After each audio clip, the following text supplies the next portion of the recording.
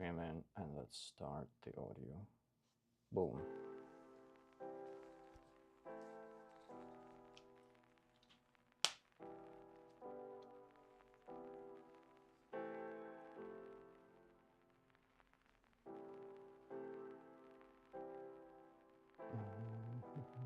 Are we live? Are we live?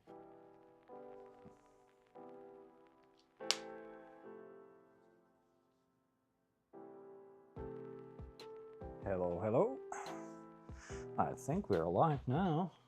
Let's check if the music is playing. It is. Nice.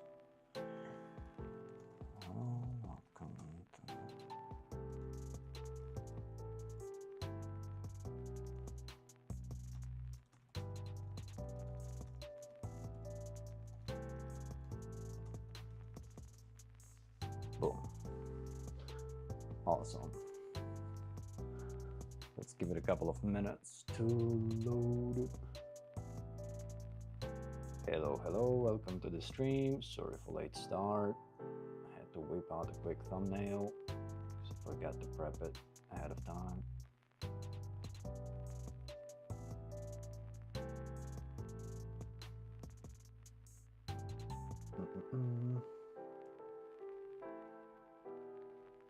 Let's make sure this works. I think everything works. Potentially, even though it's not charging. All right. How's it going? How's it going? Welcome to the stream. I hope everybody's doing well.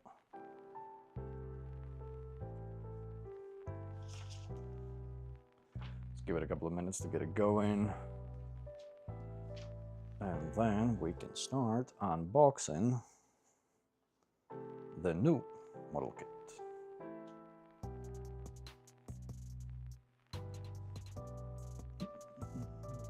If I can only find my knife. Where is it?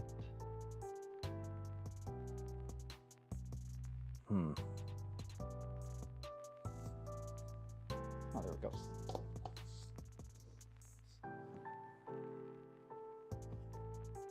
Hello, welcome to the stream. Chrome Crowd Studios. Thank you for joining. Love your content. Keep it going. Look forward to one of these myself. Hell yeah, man. I hope you're having a really good weekend. Thank you for the kind words. Really appreciate that. My expectations for this model kit are tempered. I guess I haven't dealt with this company yet. I hope it's something decent. So far, the box that it comes in is a bit disorganized. That's my initial reaction. It comes in a... So the way Gundam had packaged it up, and I'm not sure if it's just for me as an early copy or if it's standard packaging for this company, for this kit. But basically, there was like a packaging box from Gundam, which I'm not going to show because it has my address and stuff like that. But then inside that, instead of having a usual model kit box and stuff like that, you actually have several boxes. So I assume this is the main set of parts for the model kit. Then you have what seems to be an action base plate. Then you have a separate tray for metal joints and inner frame. Then you have another standalone plastic bag of some parts, like an afterthought throw-in. Then you have this box, which appears to be mostly effect parts and action-based parts. Then you have this decal sheet that was opened out of the box. So hopefully it's still working with a lot of decals. I mean, Jesus. That's like one of those decal sheets that you can buy per faction for customization and stuff like that. I have a bunch of these for different themes and stuff like that, but this looks pretty much like that. And then what I believe is a pre-order bonus or first batch bonus is a cape. It wasn't packed in anything, it was just in a box thrown in. Then you have this thick wire and the guide. The guide is old school. Pretty old school. Is there a decal guide? And, oh, look at this. The decal guide is even printed in color. Didn't expect that. You have cape installation instructions, effect parts. Okay.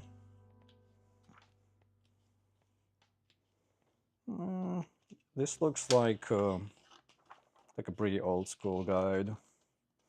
None of that new fancy stuff. No plastic quality type indication on the runners so far. So yeah, I guess let's go ahead and unbox it and let's see. Hope this caps off great weekend for you. Yeah, it's not a bad weekend. I was watching yesterday actually Project Hail Mary, the new movie. Liked it very much. It was actually my second time watching it in the cinema. I watched the first time last week, like a week ago, and I liked it so much that I went for it again. Really cool movie, like good vibes kind of movie.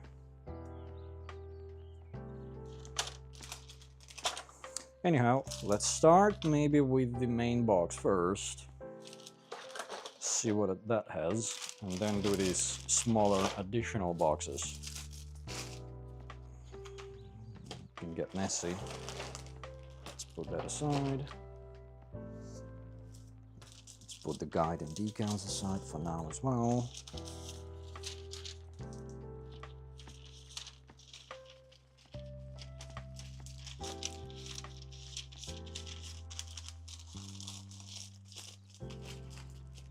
Okay, let's move that away. Let's see what the main box has. It's not labeled or branded or anything like that. It's just a plain box. Once again, I'm not sure if it's because I got an early copy or something like that. No idea. So far, packaging seems to be very guerrilla.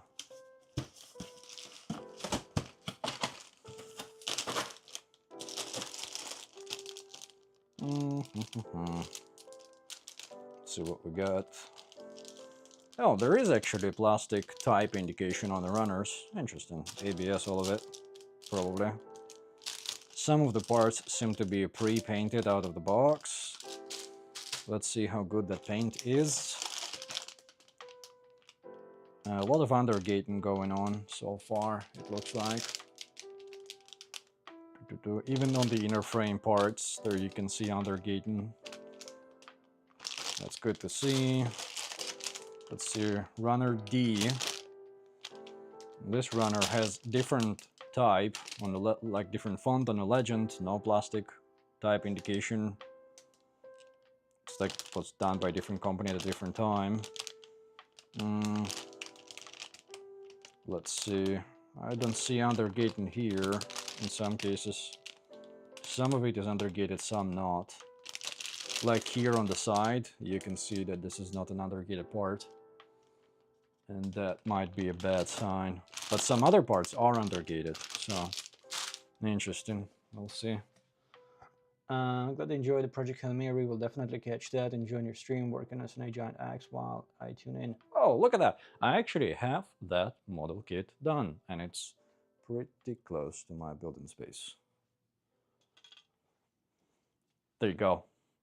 Here's a little hello from my Giant Axe with his own Giant Axe. How did you build goes really well. It was a pretty cool experience building that. Yeah, all of it, like, I liked it a lot. And it's pretty good at holding a pose. That small inner frame in the SNAA Giant Axe is actually quite sturdy, surprisingly. Because it's fully made of plastic and it's fairly simple. Good job on them.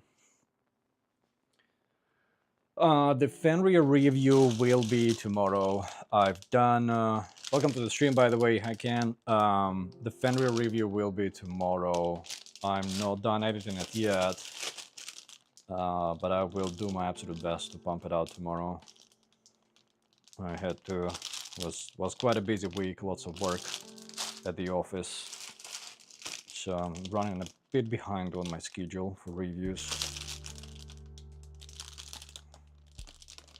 Let's see. It seems like the white plastic, armor plastic, has some sort of a texture on it.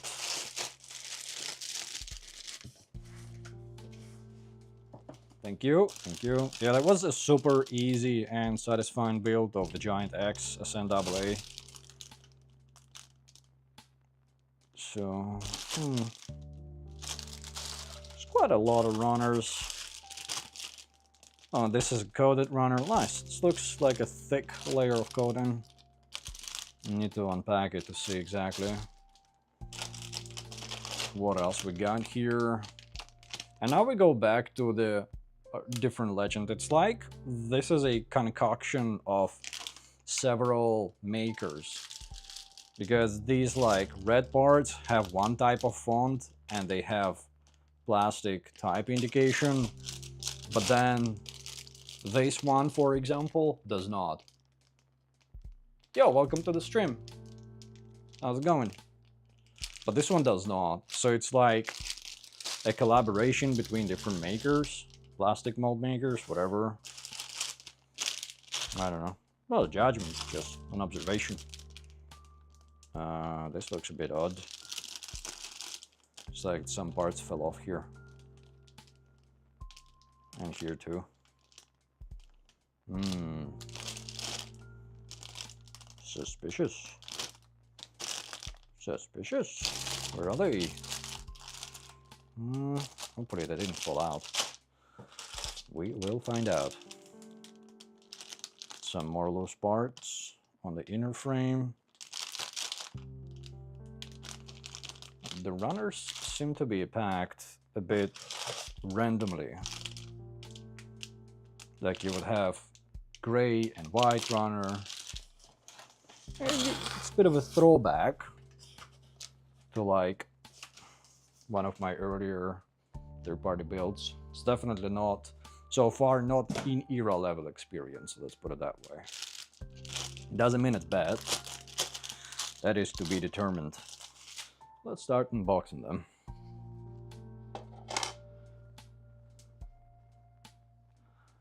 I wanted this version of the GK barbatos Rex, but I've mixed reviews about it from other people, particularly the manual and the build itself. I'll wait for your review on this one. Well, we just had a quick look at the manual. Let's have a look at it real quick again. So this looks like a very, very old school manual. Quite plain runner inventory, which is good to have it anyway. And the instructions are very simple and very straightforward. It is reminiscent of something like very early Infinite Dimension, like Zero Gravity Judge, something like that. Doesn't mean it's bad, it's just not as good as we got accustomed to now with the latest in-era Sky Defender, Infinite Dimension, you know, stuff like that. Their latest manuals are superb. They're like proper booklets, really good. This is a bit of a throwback to bare necessities. But this has a printed in color decal guide, which is a bit of a surprise. We'll see. It's not a bad, it's not a difficult guide to follow. If you ever seen any pictures of like Mechanicore guides, now those can like blow your brain up from just looking at the picture. Like, how many steps is there in one picture? Excuse me, 40. And then it comes with this decal sheet, which is more reminiscent of a one of those sheets that you buy like for IBO IP, and they just have like hundreds of small decals that you can use in whatever build you're doing. So it seems like just these decals are the part of the decal guide, and these are just extra markings that you can choose to place wherever you want, which is cool, bit of an extra. I have a bunch of these sheets that I bought some time ago for different factions. Anyhow, let's go back to the unboxing. I never watch any reviews for the kits that I built, so my perception is not, so I don't have any like, you know, predisposition or expectations or influence in any way. So far, going off of the initial vibes, as I mentioned earlier, it's a bit of a guerrilla style packaging and presentation. Very raw. And I don't understand this. Like, for example, these are two Q1 runners. They are plated, which is great. The plating seems to be okay. Some parts are undergated right here. Some are not, like this wheel. So clearly you'll see the mark, like the knob mark will be very visible. But then there are also these parts, like they've been cut out already. I'm not entirely sure. Like for example, Q1, what will be that? Q1 9, this is empty. And this is empty here too. So like they went through the bother of placing the gates. There was a part here and somebody cut it out. Is it supposed to be that way or not? I'm not sure what's the shtick here. I hope it doesn't mean I'm missing parts or somebody meddled with my kit before I got it. Suspicious. Then on the inner frame runner N, it's like a mix between undergated and not undergated parts. These are inner frames, so it's not that big of a deal if they are not undergated. Let's see, this is more armor-like. Undergated, undergated. All of it is undergated here. That's a good sign. These are very thick gates, even if they are undergates. So they'll take some cleanup. But it's much easier to clean it up if it's an undergate. Alright.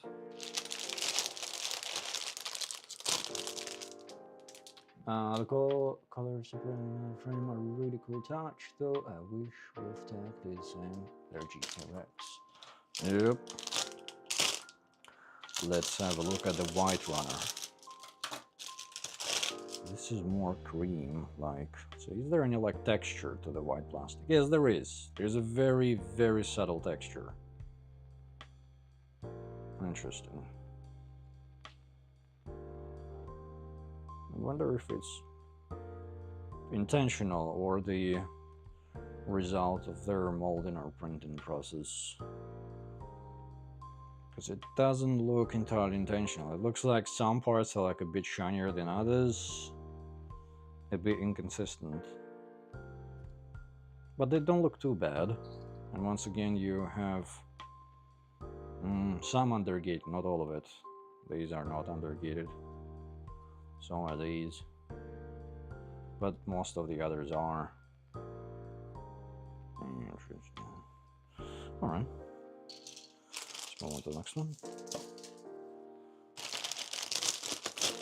This is another one of these. It's gonna be a big unit, that's for sure. Oh, it's a bit of a loose part.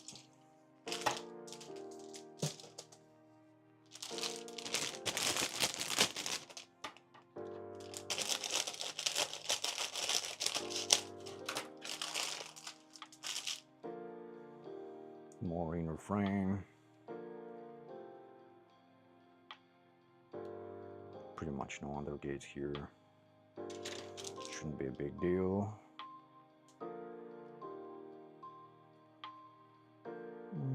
Not bad. Looks not bad. These are all undergated. Good to see. More inner frame pistons and stuff. More parts that. Oh, well, in this case, actually a part did fall out.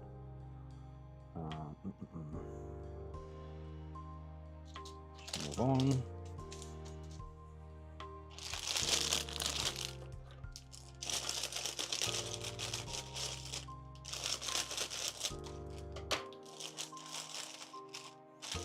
This looks like the sword accessory. The sheet is warped, so that might need some heating up to straighten it. There's also ABS.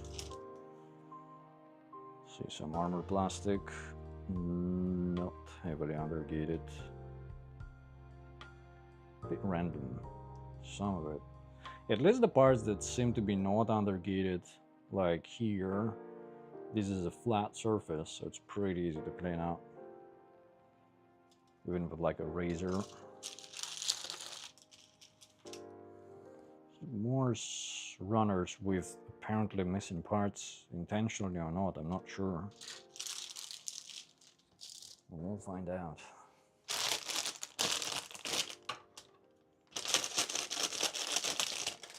like a big Lego set. Like all parts are huge, especially after dealing with the in-era Fenrir that has a lot of really tiny parts. Quite a contrast. Even though the scale difference between 160 and 172 is not that huge, something like, I guess, a spoiler from the review, in-era Fenrir doesn't really feel like a 172 scale kit. And if your red ports, it's another type of print font. More undergating, some stress marks on the gates, so I guess the shippers were not kind to this. And they had to, actually, Gundam had to send it to me quite early because I got it through sea shipment. The shipping costs have been going up lately.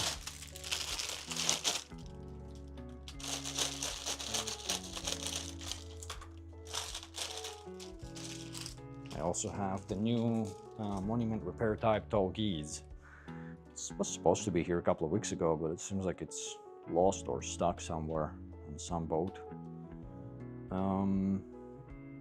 These are pretty shoddy looking parts, like very shiny. There is some texture, but it does nothing to mitigate the shine. This would definitely benefit from a top coat.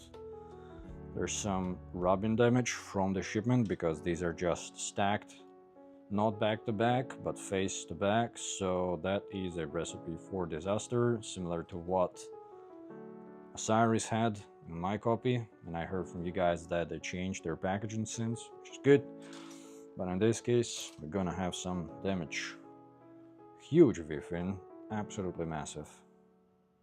Pretty crisp print. More texture. Under gate-ish. Yeah, those marks will be visible.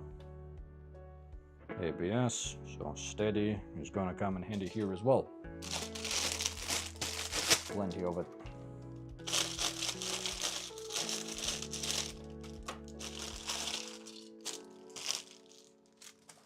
Very crunchy wrap. More white plastic. Very crisp detail print here. Very cool looking. What else we got? I think this is on a butt skirt. Alright, not bad. Some detail. I haven't built the original Barbatos yet. I have it in the backlog, like the Master Grade Barbatos from Bandai. I have a kit. I have an expansion set for it as a gift from a friend. I should have, well, it would have been cool if I had a chance to build it before doing this, because then I would be able to determine how this compares to the original one in terms of design. So I'll look up some pictures. Well, this looks actually pretty decent. Well, these were packed back to back, so you don't have any shipping damage here because they didn't damage each other. We don't oversight in their part. Same plastic though, very shiny, deep blue. Some surface on it, some texture. Looks not too bad. Asking for some silver lining. What I've got here, X.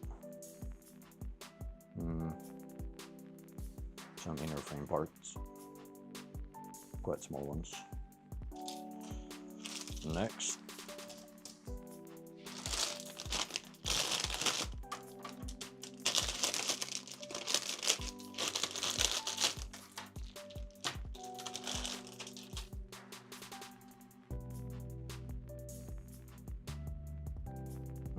This mold is like a bit melted or something. Interesting. It's not bad. Not too bad. More big white parts. Some minor shipping damage here.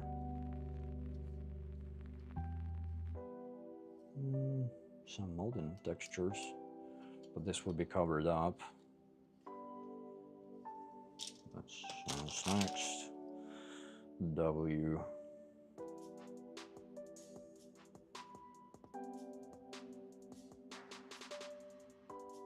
Not bad, not bad.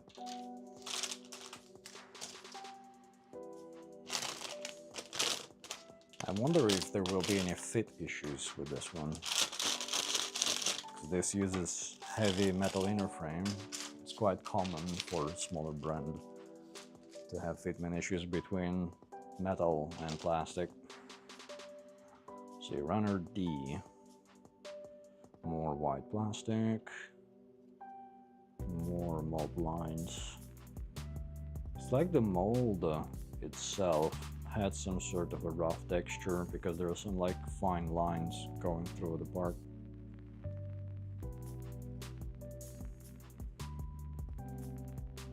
Let's see. Might be one of those kits that really shines with some paint on it.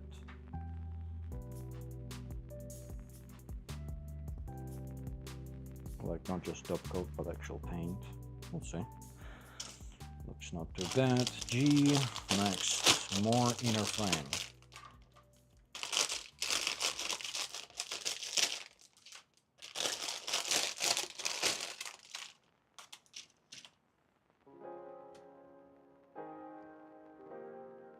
It looks like a bowling pin.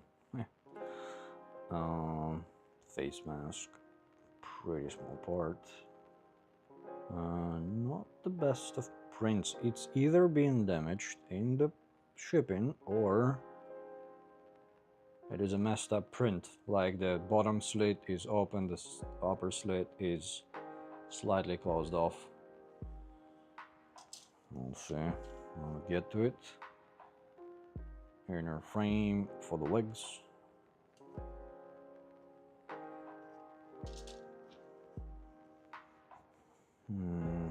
Nothing special here. Let's see, last box, last bag.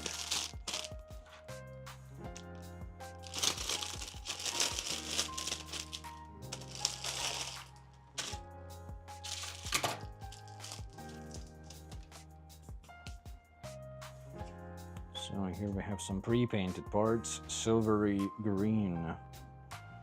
They only painted one side, which is fine, as long as they did a good job. They are not undergated, so we will be able to see the sides of them. I'm not sure where these parts go. Hopefully only the front is visible in the final build. Then we have some bright blue parts, well, brighter, just undergated. Very shiny plastic, begging for flat coat. We'll see how it looks as part of the final ensemble. And runner I.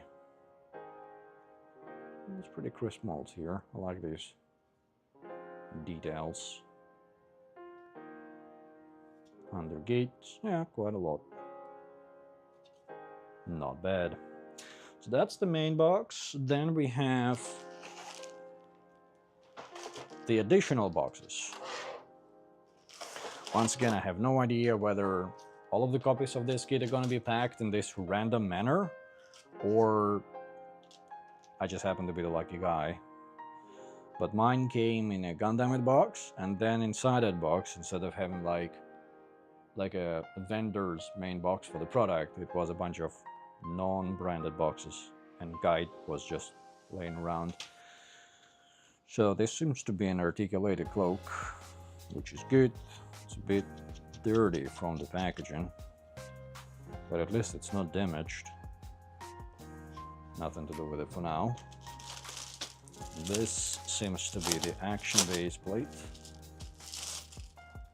Very shiny, quite sturdy, very thin. Let's throw it out there. Just a random runner thrown in, almost as an afterthought, or they forgot about it. Let's see. I think there was one runner like that earlier, runner M, and one part detached in transit. Let's put it here. Then we have a big tray of inner frame metal stuff. Let's check them out.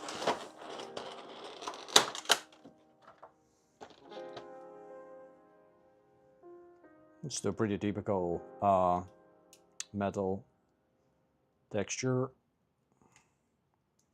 Some articulation. Piston is pre-assembled and pre-painted out of the box, which is good to see. It's pretty smooth motion. So maybe the parts that are missing on some of the runners are the parts that they kind of pre-assembled for you, which would explain it. It doesn't want to bend too much really. So the knee bends about 90 degrees. You can do some hyperextension.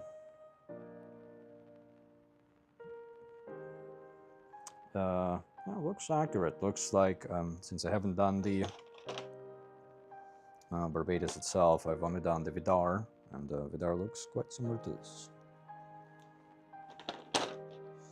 Let's see what else we got. I have torso with the waist and hip. Pretty stiff. Oh, cannot even.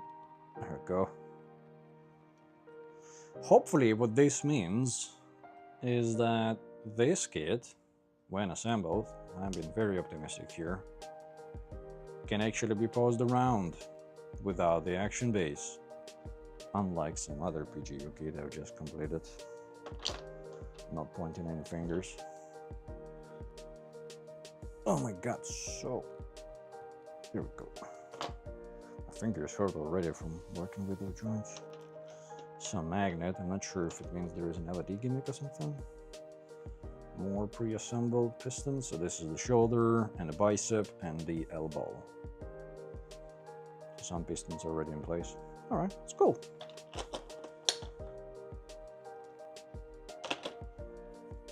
The metal joints seem to be lubricated because my fingers feel a bit oily. Let's put it aside for now. And what we have in this random box of goodies.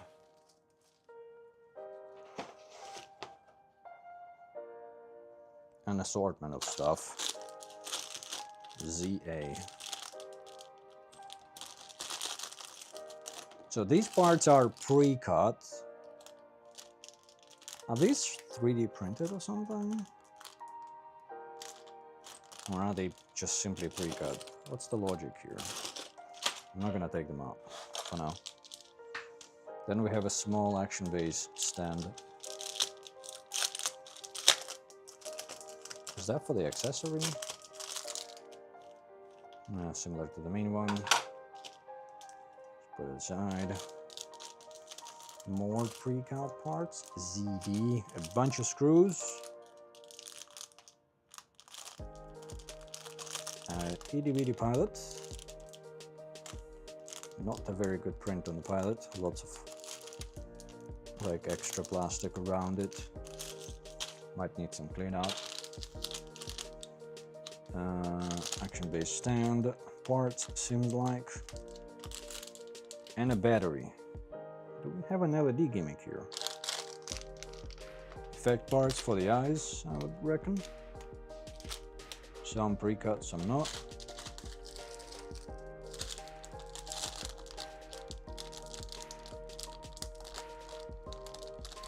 Yellow parts, white, black. Oh, look at this. So there is an LED gimmick here. I didn't expect that. So,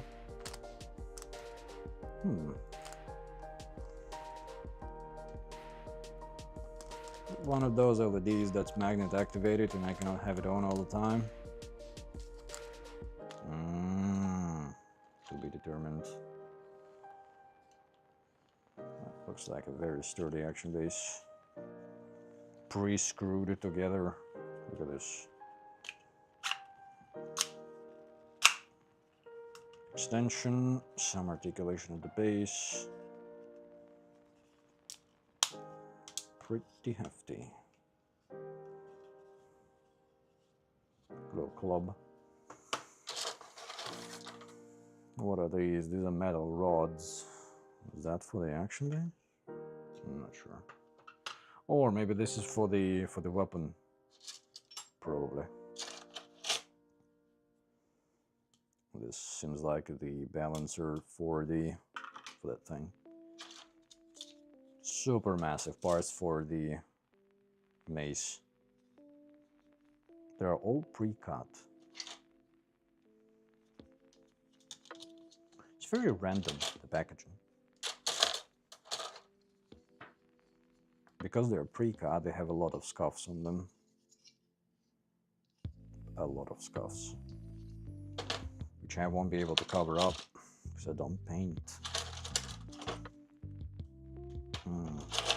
Alright. Let's put this back for now.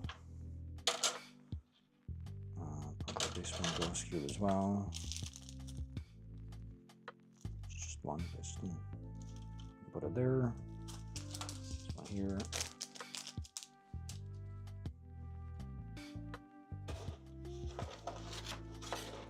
Put these guys aside.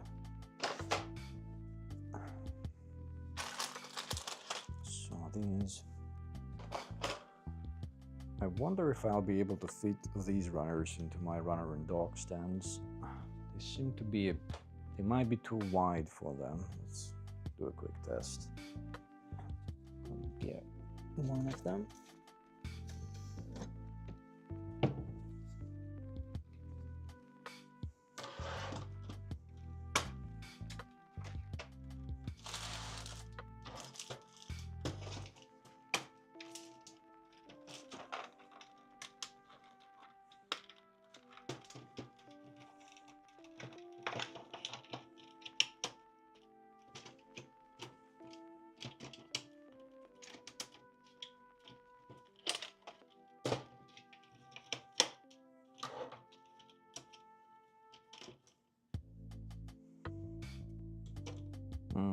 Too wide.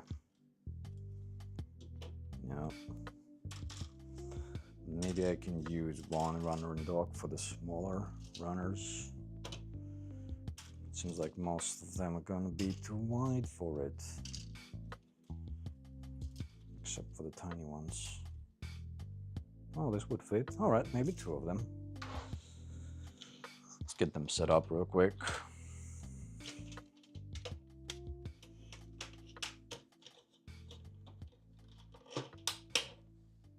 Come on, where's... Open up.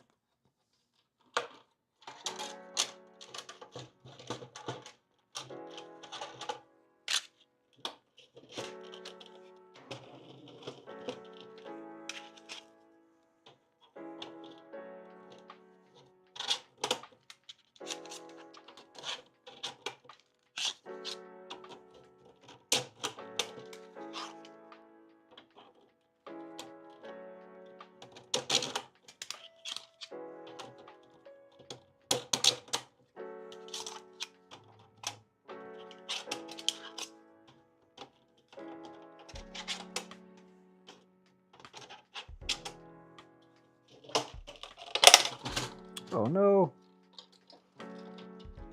Grabbed it a bit too hard. Crap. Did I break it? Oh wait. Or maybe. No, I think it's still fine. Okay.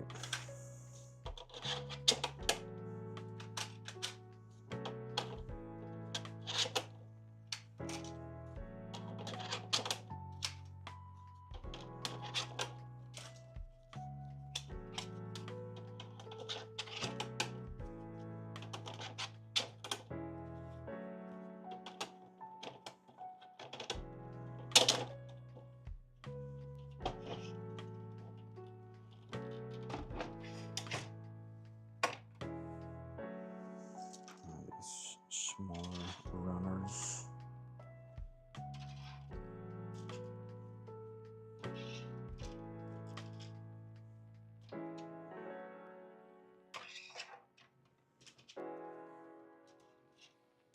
Might even need to do the old school tagging thing on these runners because I see that the navigation might be a bit challenging.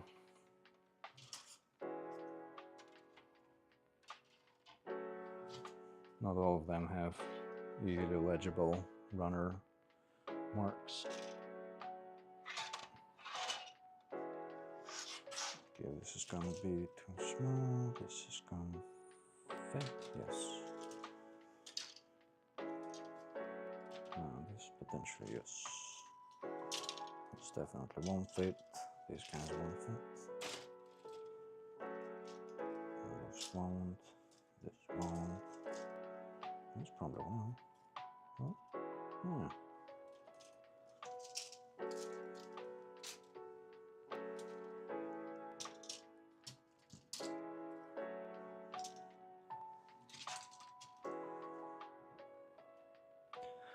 Man, I'm so excited to have the new rough and rear review out of the way. It was such a great building experience. And the filming of the review also was really enjoying. Like, the posing of that kit is just phenomenal. It has so much armor interconnection, especially for the scale, that like when you move one joint, a bunch of armor moves around with it. It's very kind of organic working with that kit. And Era definitely knows their stuff.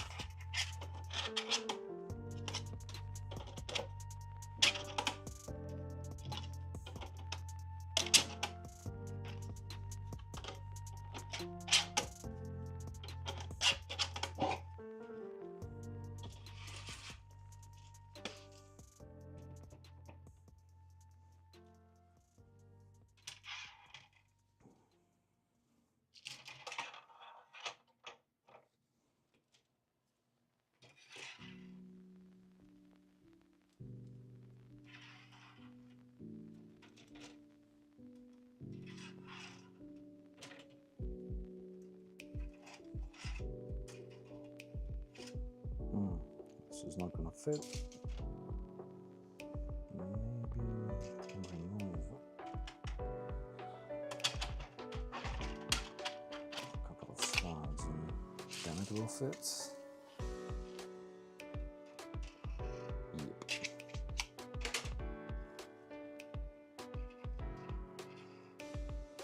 All right, so almost 2 full runner docks of smaller runners, and a bunch of runners are gonna go on a separate stands. A bit all over the place, which is once again a throwback to older third-party kits.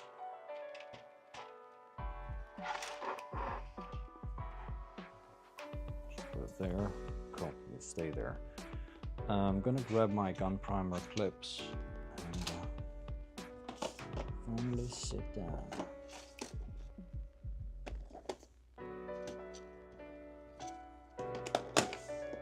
Where are my component clips?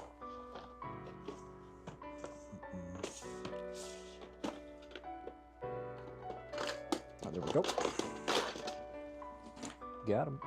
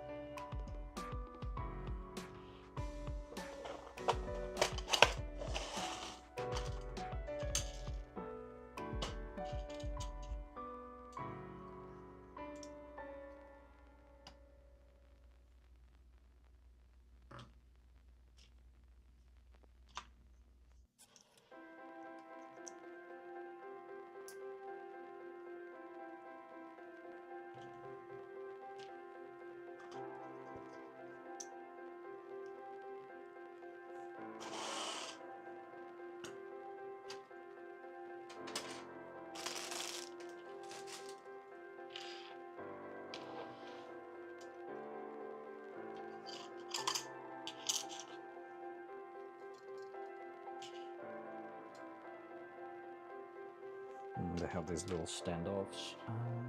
Neighbors.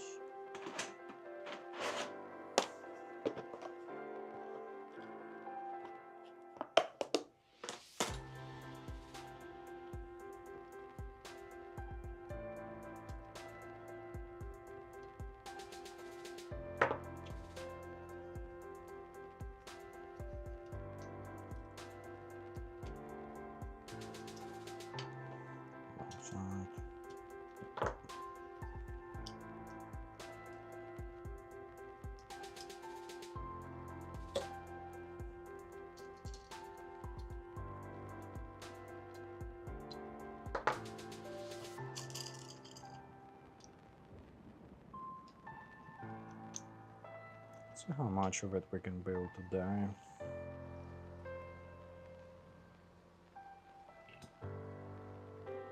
At a different stage on this kit, but I thought I remember when I was a kid, and I will pass by the enemy. Now, independent years, single designs. We can do it. Yep. I've started relatively recently in this hobby and haven't experienced many not undergated kits. But when I was building the Premium Bandai Camphor Schwer and the Johnny Ridden Scale Group, both of them are based on the, even though the releases were like, what, 2021 or 2022, something like that, the designs are, and kits themselves are largely based on 2004, I think, kits. That was a really fun experience. Fun, quote unquote fun. A lot of sanding, a lot of like leveling. Since I wasn't painting, I had to like sand so much before I applied top coats. Otherwise it would look like absolute poop. But it turned out pretty decent actually. It's one of my earlier builds. I have another one of the more old school kits like that in a backlog somewhere.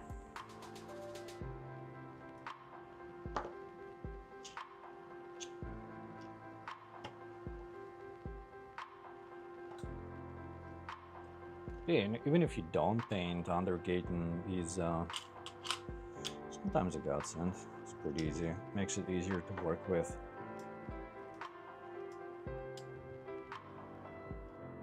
Because I guess if you don't paint, you're just like in my case, for example, I would be chasing just cleanliness.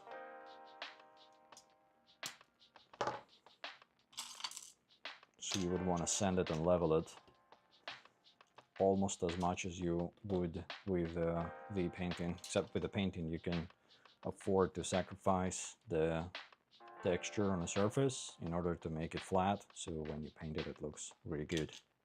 I guess we both would equally appreciate undergating for different reasons.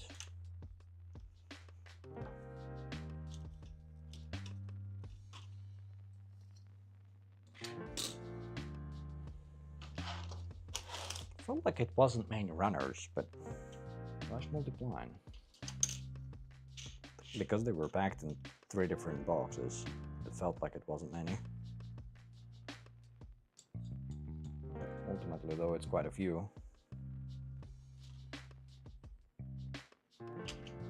Might even not have enough stands for them. That would be a first. No, I got enough. Just barely.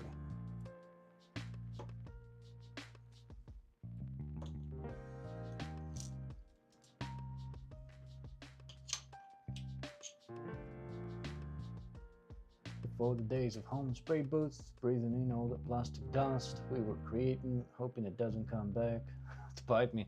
This age, well, man. I was actually having a conversation with a friend of mine about this recently.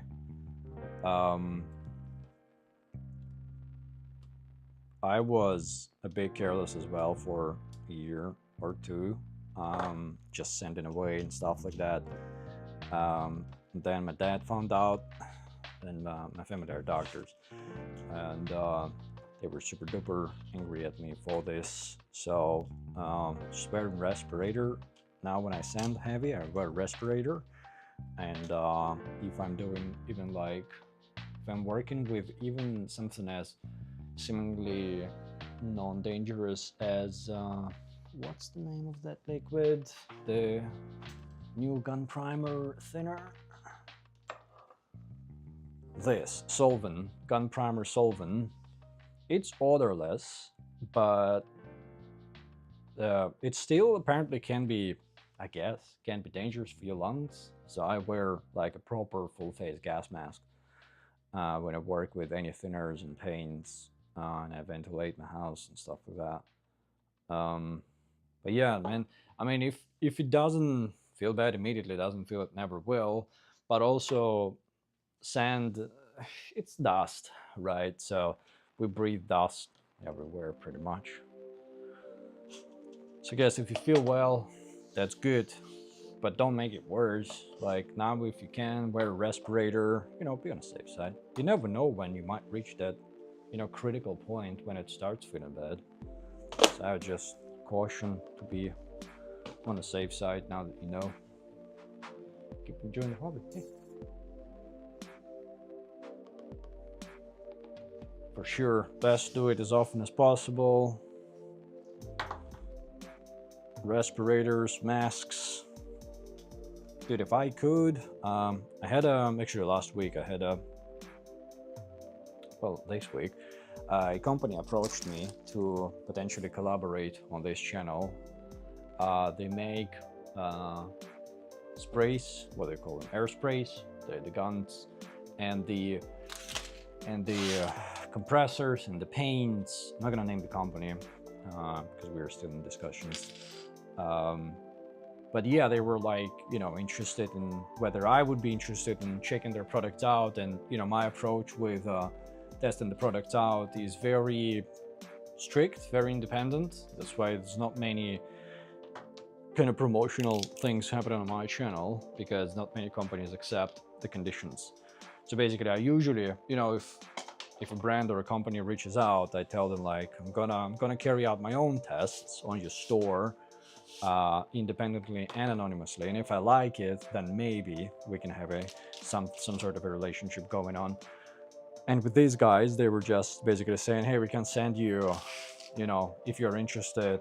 And I tell them, of course, like, you don't get any creative input, you don't get to review the videos before they go live. If I don't like it, I will say that I don't like it, and I will argument my point to the best of my ability, right? And you feel free to rebuke that if you think I'm wrong. But because they offered for air spray and stuff like that, and I simply don't have a spray set up, and I don't have a room for it at the moment, I had to turn it down, unfortunately. But if when I move to a larger space and have like a garage to set up as my hobby space, ooh, we're gonna go ham. I want to get one of those waterfall booths that like extract all the can extract all of the freaking, you know, gases and whatever. Yeah, let's see. I might still work with that company because they have also markers. So I told them that if they have, you know, if they're interested in giving me some markers to check out, I will give them a shot, and if they are good or if they are bad, I'll point it out on the channel. They said that they're totally cool with that.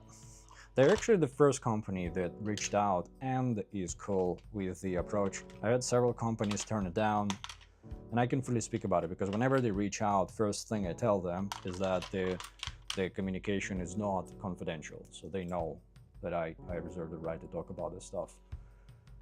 And if they're not cool with that, they, you know, free not to talk to me.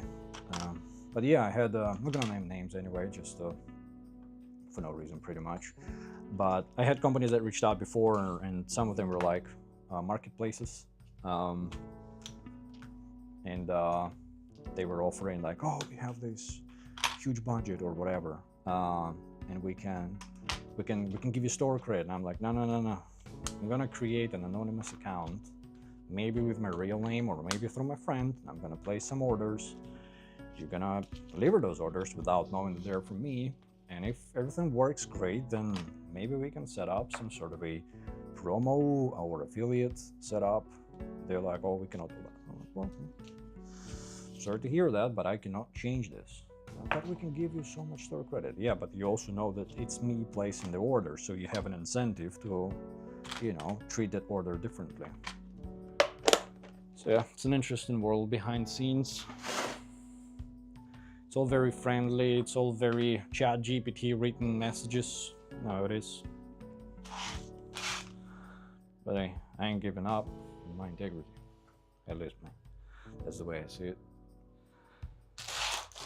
Alright, I think we're good to start with the build. Let's get the manual stand. Let's get the manual.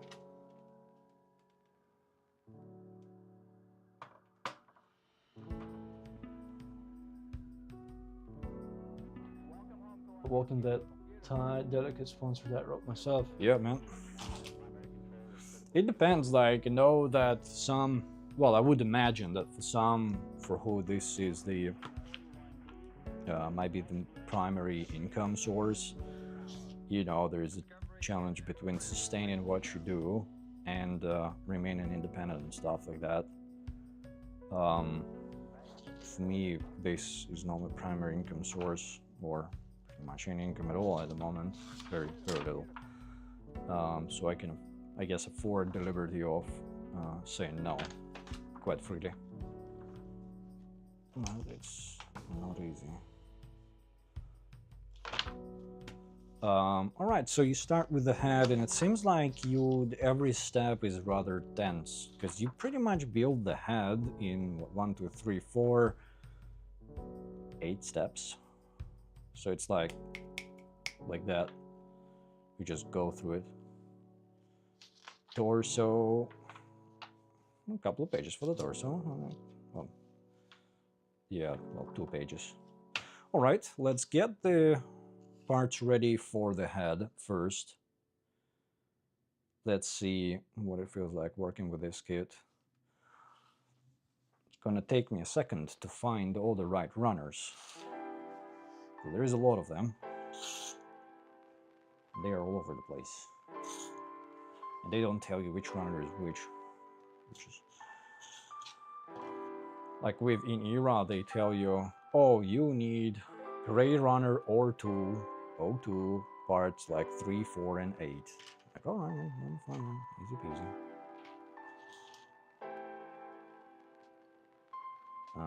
ZB, these are these thingies. S, what was S? S was...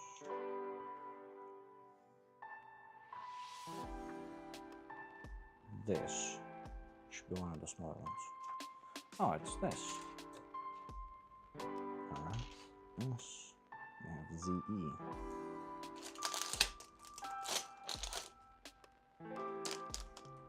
That's the battery. Okay. So we need the LED and the battery. Where's the LED thing? We'll chuck it.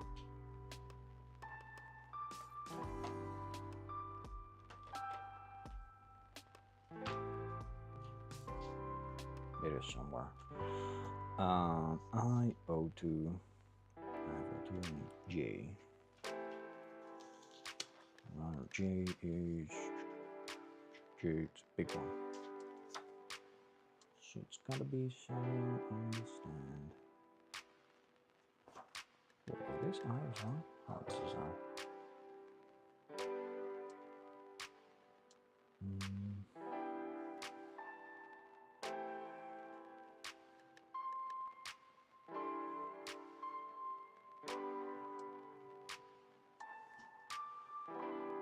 Where is runner J?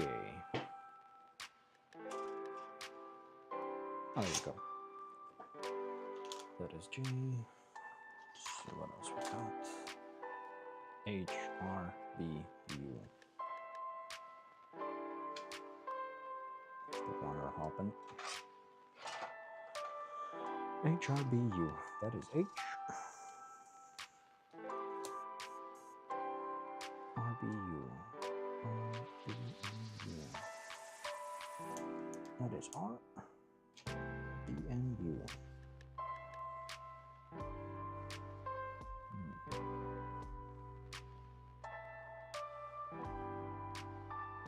That is U. And we need B. Runner B. Red one. Found you. It's not too bad.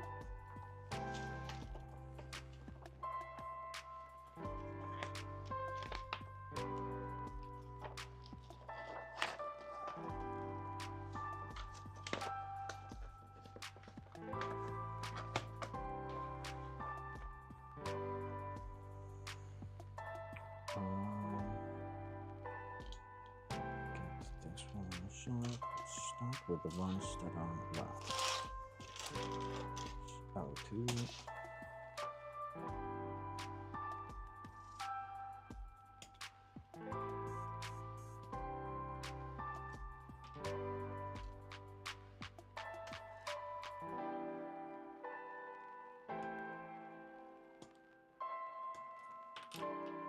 Very heavy unit for this thing is going to be the size of my, probably bigger than the thumb. It's a big boy.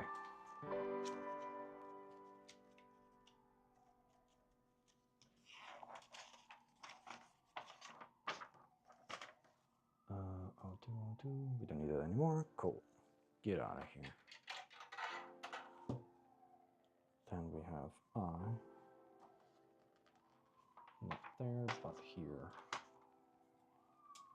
I-19 and 20.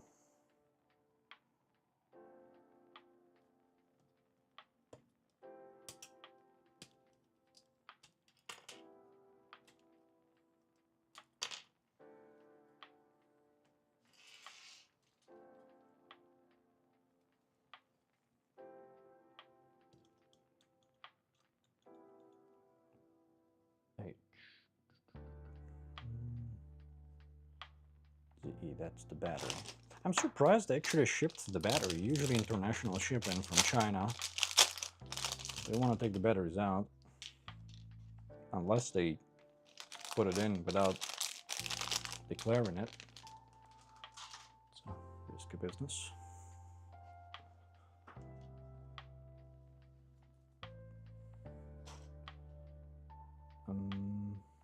ZE is good. ZB. For ZB, we have a lot of faceplates.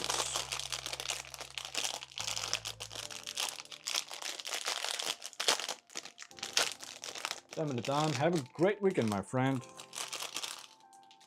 And have a very good family time. Thank you very much for joining in.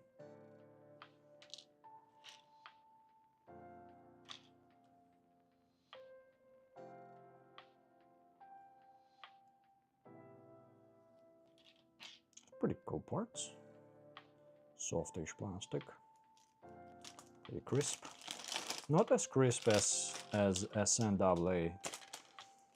SNAA effect parts are like some of the best on the market. Really crisp. ZB 5 and 6. I only have one of them. I mean, the other one is one of these random packages. It's not there. Is it? No, it's not there.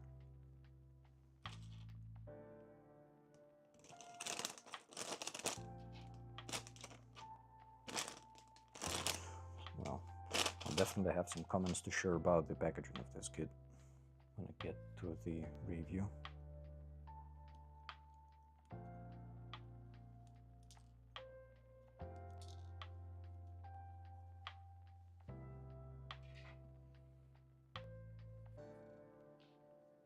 Making the purse full. Hey, I just need the weapons and they sound the both barbatos for me. Nice, dude. You gotta be close with the Percival. If I remember correctly, last weekend you were building that. So I hope you're on the finish line. How's the build so far? Is it good? T, runner T. That was one of those small ones, yeah. The squished faceplate.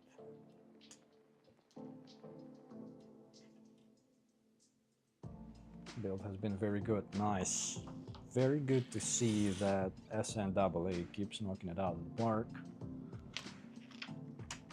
I saw even out here locally in Canada, some of the stores that usually carry only first-party Bandai and Kotobukiya and stuff like that, more of them are starting to carry third-party kits. And more specifically, I've noticed quite a extended presence of SNAA and not so much in ERA, but Hemoxion, for example. I also saw quite a bit of, what's the name of it? Asgard. What was the... They also made Valkyrie. That brand that made Asgard. I don't remember the name of the brand. Somehow I'm blanking out on that. But their Asgard has been present in quite a few places. I even bought it as a gift for one of my friends here locally. Well, third parties get mainstream.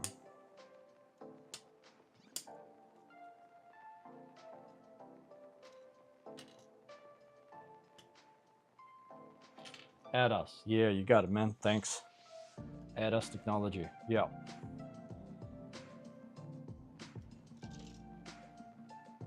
Completely missed out on the ADAS, but I do have Valkyrie. I need to build her.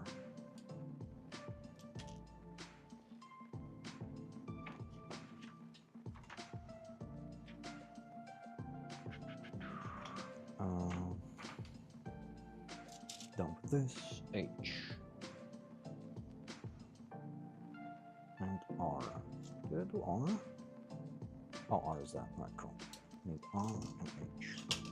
Boom. No falling here. ADAS technology. Yeah, so ADAS, I can see it like in stores present where usually you would only expect Bandai and Kotobukiya. So it seems like they are pushing distribution. H1112. Where is 1112? Oh, okay.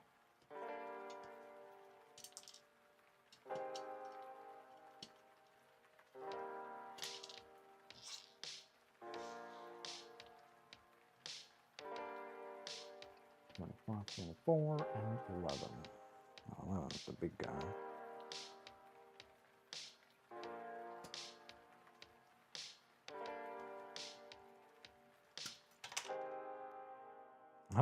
So right here on the runner, they printed at first 24 and then they printed 11 on top of it. So you can like barely see 11, and then on top of it you can see 24, or the other way around. It's like nice. We'll mess up.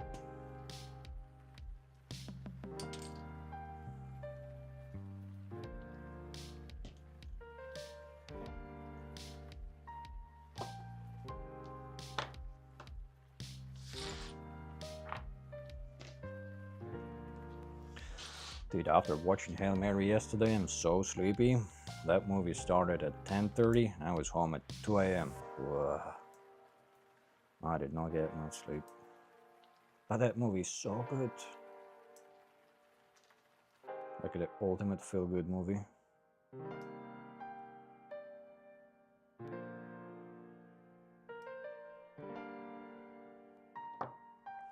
So this small part seems to have been indeed damaged in shipping. See if we can fix it very carefully.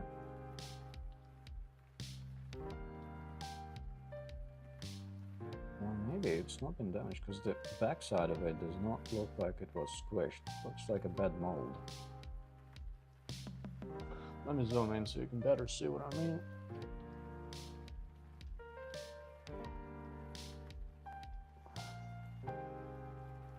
Let's see a little bit more. So you can see that the bottom slot is very clearly visible by the top slot. The top slot is like smushed. From the front it looks like it's smushed. But actually it's not smushed because on the back side it's clear slot, so it's a bad mold. So this space needs to be somehow opened up very carefully. Let's see if I can manage, or if I'm gonna screw it up. Be patient and very careful. Let's make sure we stay in focus. Very carefully. She had a finer knife.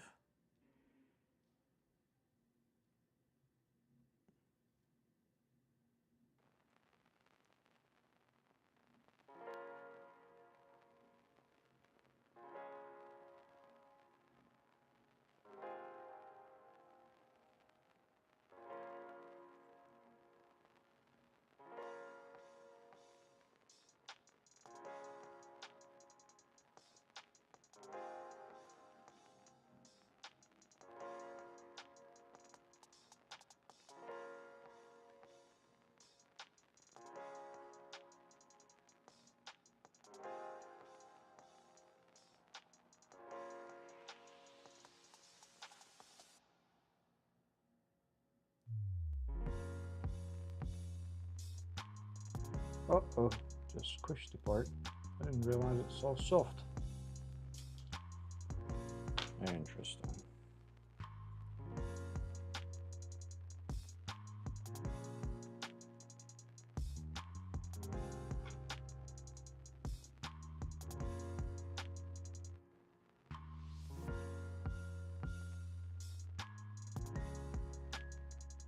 Straighten it out.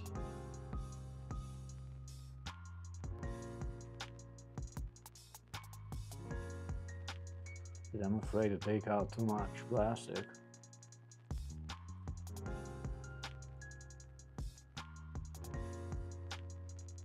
Because it's such a small part, it can just fall apart.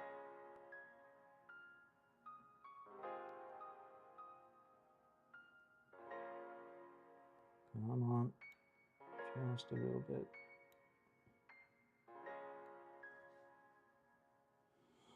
A little bit of like space is now created up top on the top slot.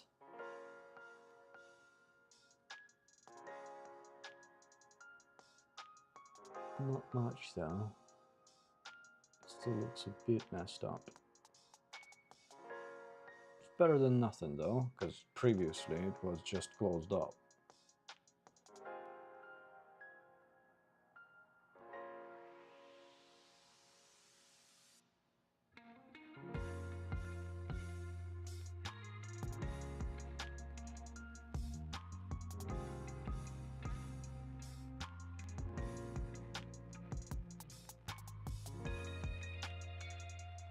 Alright, well now at least we can see that there are two slots. And the top slot is open, not closed. I think this will look better. Yeah. Alright, I'm gonna zoom back out. There we go.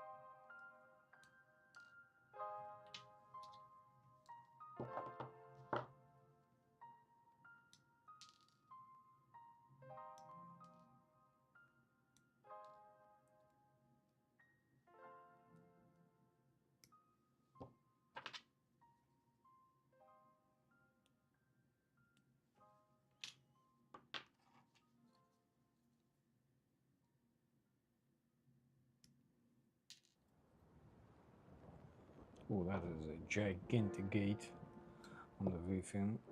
Let's see if we can very carefully remove it.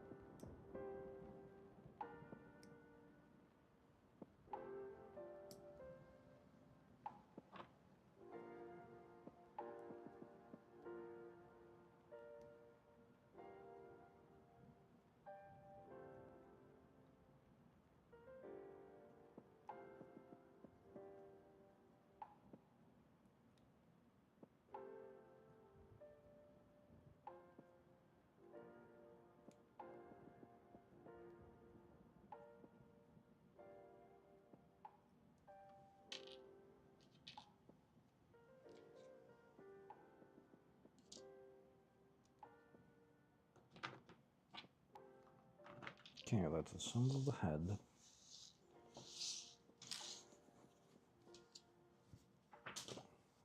Okay, excuse the noise. Need to pick up the knob marks.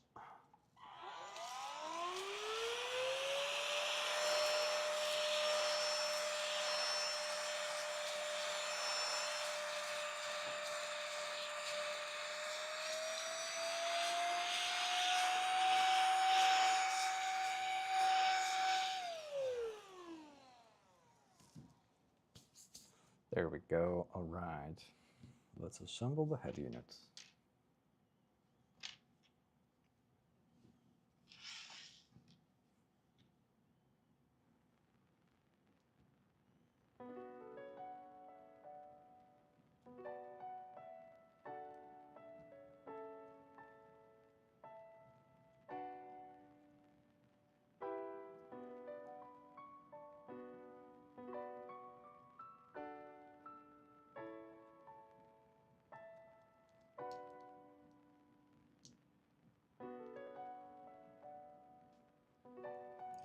How does this fit together?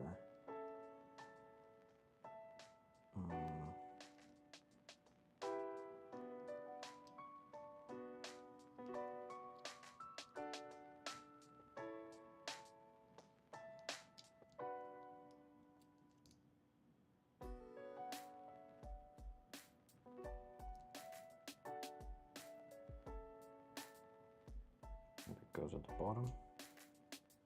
Alright. Oh, missed out one part. V13. V13. That would be a weird looking runner. Where can it be? V13.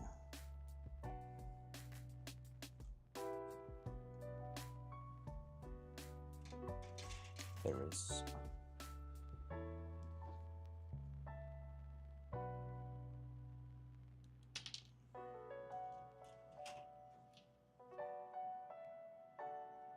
A little faceplate.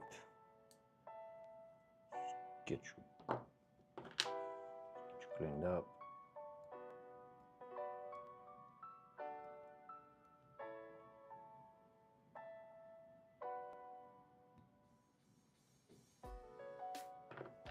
Easy. Faceplate at the front.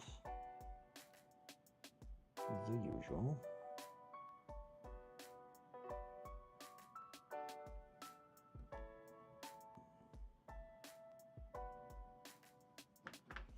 Sure, now it's a bit easier to clean it up when it's attached to the face inner frame. It's just a little bit smooshed or bed mold. So maybe use the pin.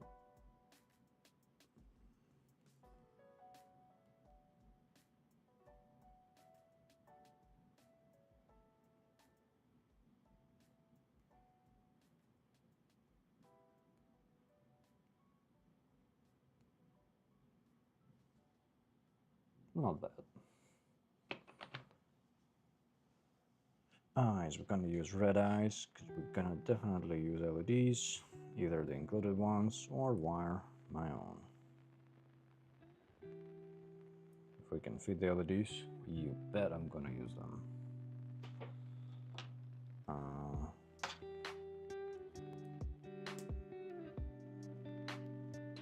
They're pretty big eyes.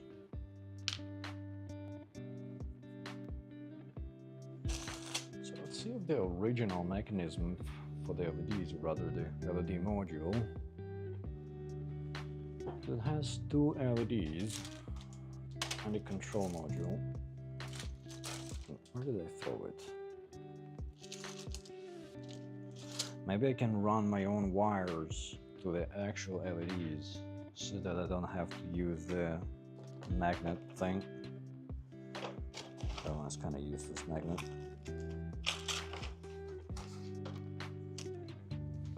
Let's see.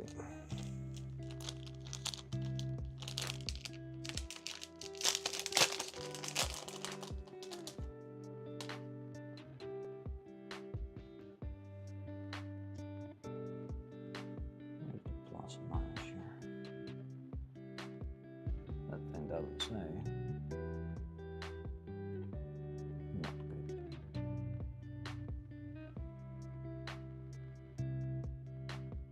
This is both.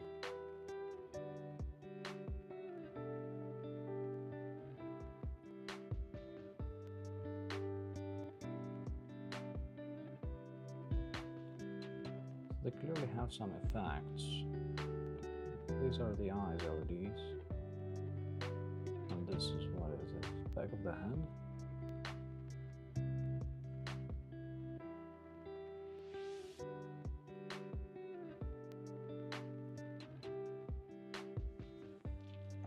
See, I believe it's the magnet activated, so I need to get the magnet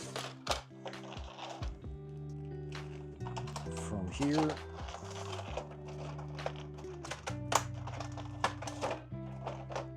That's the magnet.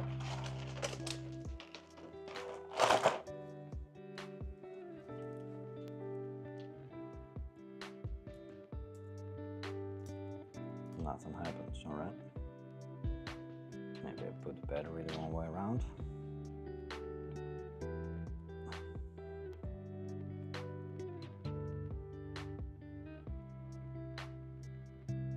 This. Striking.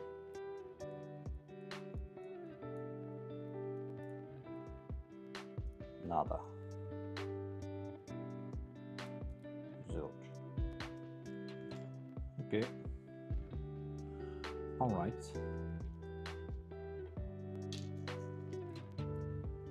Either the battery is dead. Oh no, the battery is not dead. So you have, this is the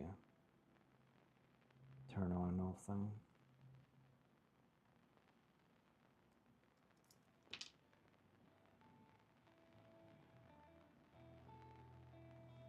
So I take it, if I remove the battery and put it back on, it will not turn on. Let's see. Nope. You have to turn it on every time. But I can run my own wires here. I can desolder these.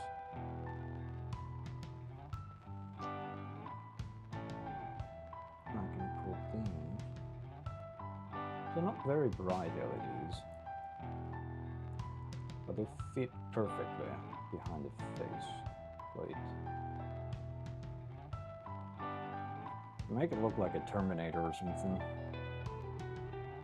because they're like red dots behind the eyes, so they illuminate like red dots rather than the entire eye. It's an interesting effect. But what I can do is desolder these wires. They have plus and minus indicator on the board. I can run my own wires and discard the entire magnet thing.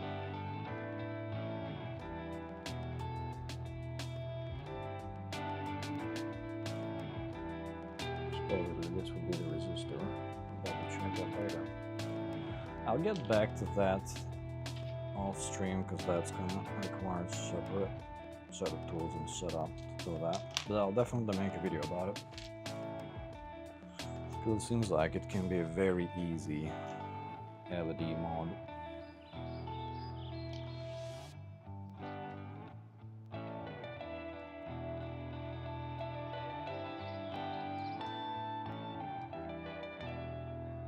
So the head unit is very cavernous to accommodate that large LED set.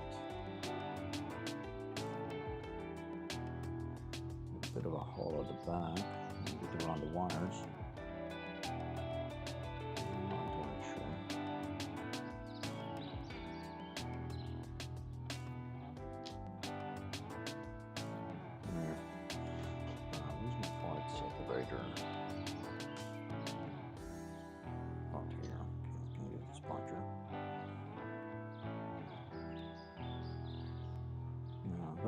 Separator for that.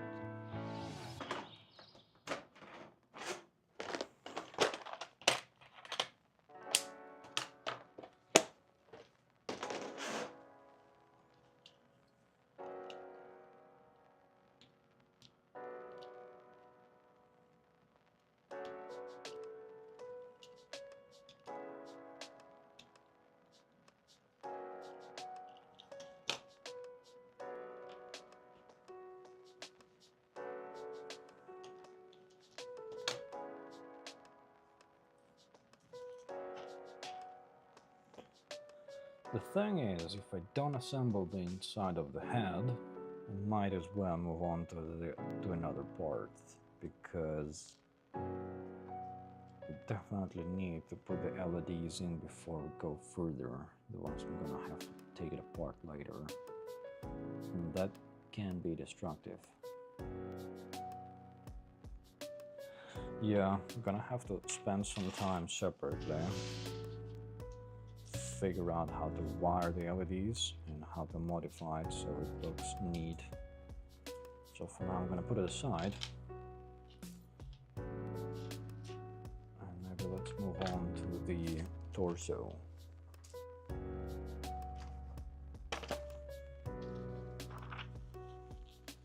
What do I have on the torso? A1 ZD.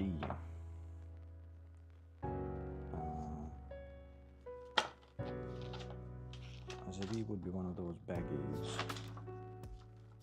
Yep.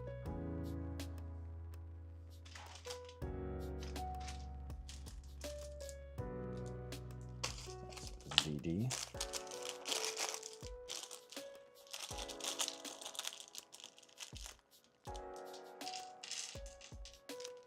So potentially torso has a lot of screws in it.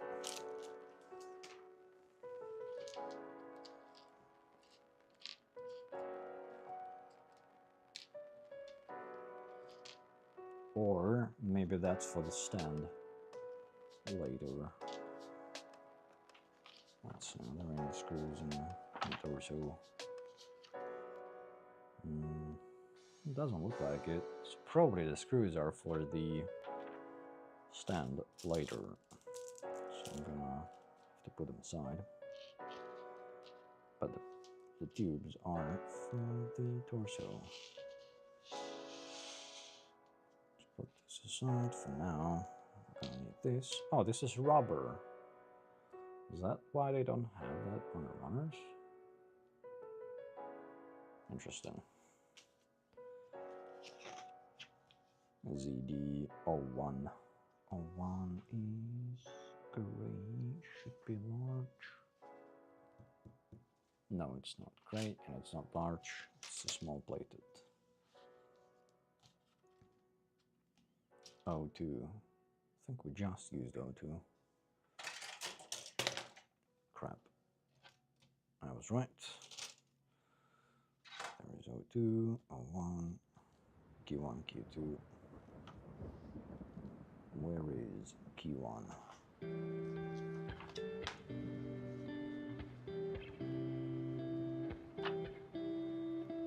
That is something small, I think. It is warped, guys.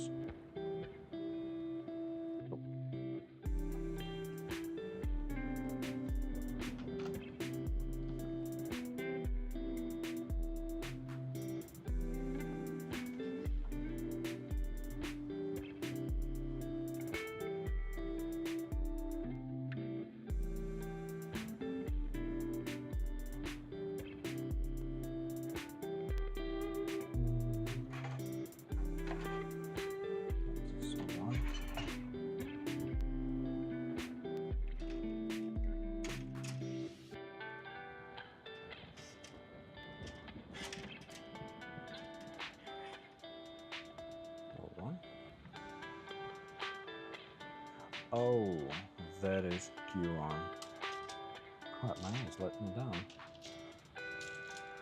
Q2 is the other side of the piston. That has to be maybe these small guys because they are colored. Yep.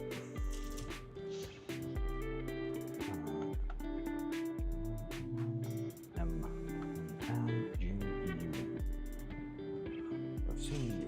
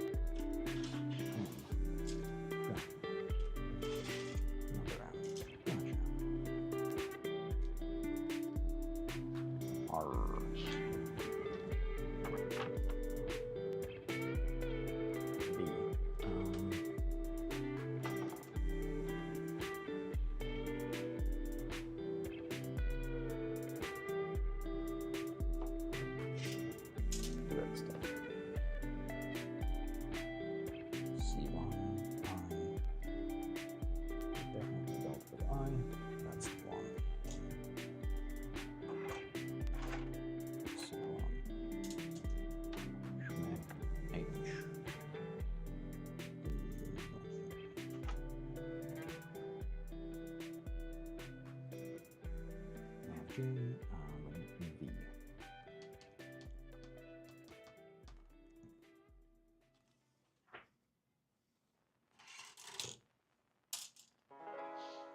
Okay,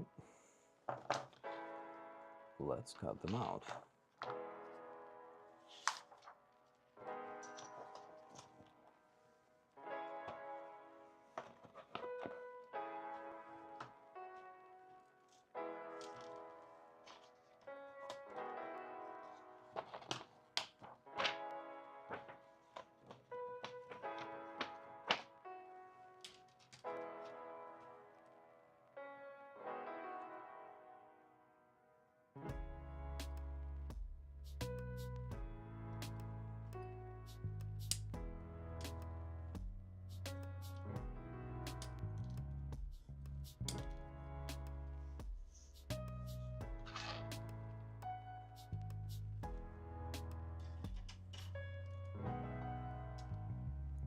C1 and 2.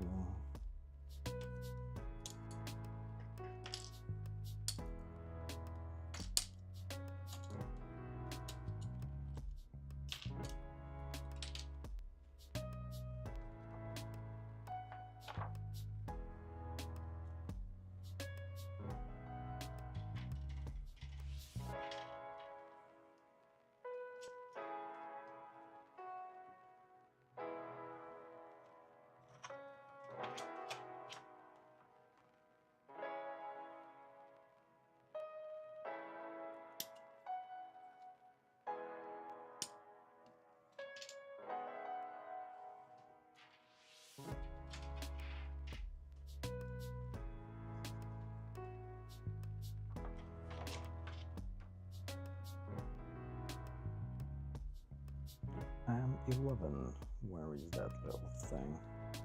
Get out.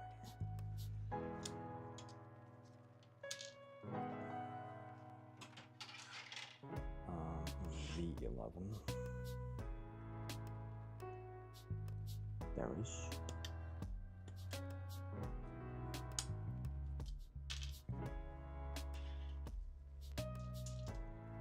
Another N11. Not sure if I need two. The runner's are doubled up, so I'm gonna cut out both of them. G 1312.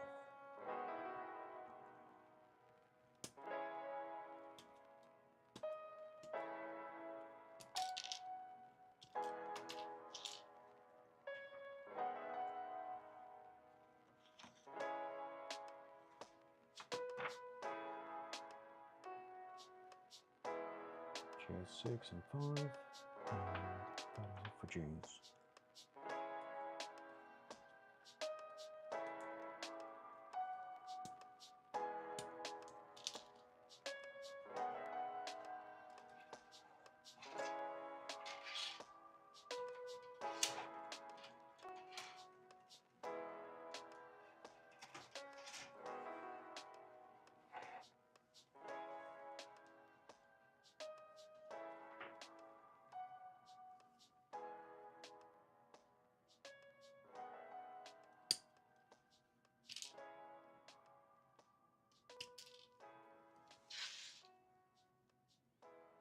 R2021, R20 and 21.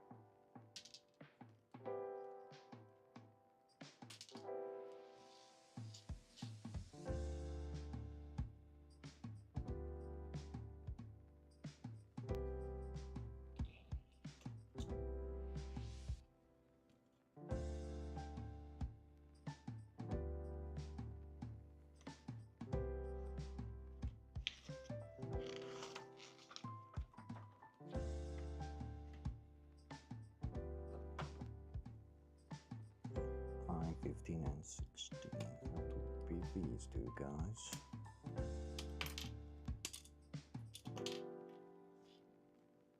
I-12, and that should be, yep, I-12. This big boy. Get off my neighbor. H. What do we have from H? H7. That should be a big guy. Yep. And 8.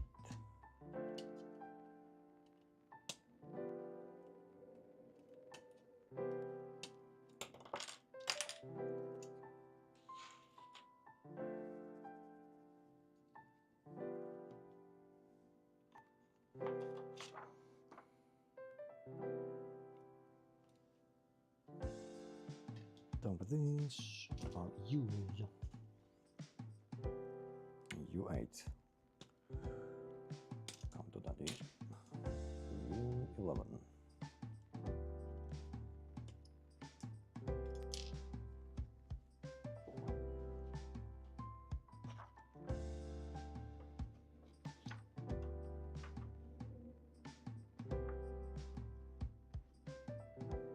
Done. Next. Q2's 4. Little piston.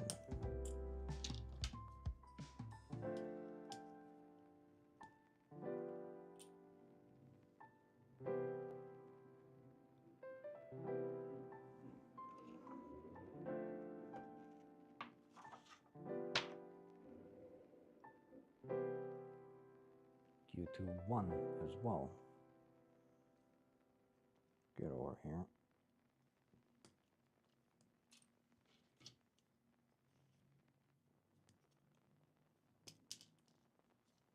Done with these. 01. What do we need from 01? 01, 2, and 3.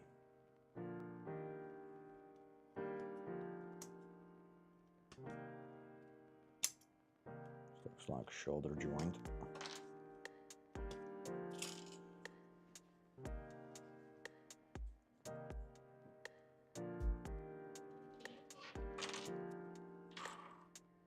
O24. That doesn't look like O2.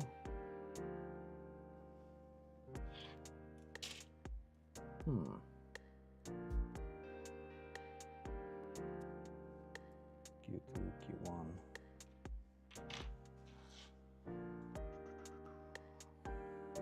Let's see, 016. Looks correct.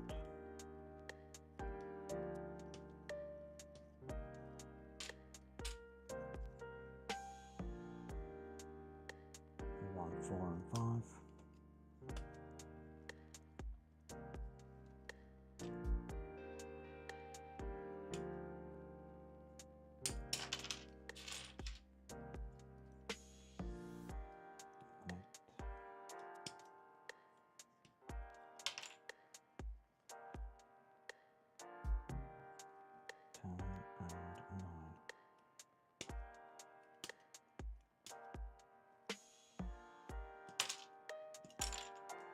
I saw an LED kit for master grade barbatos on one of the, I think it was Evan Designs website. They sell like LEDs and wires and stuff for that.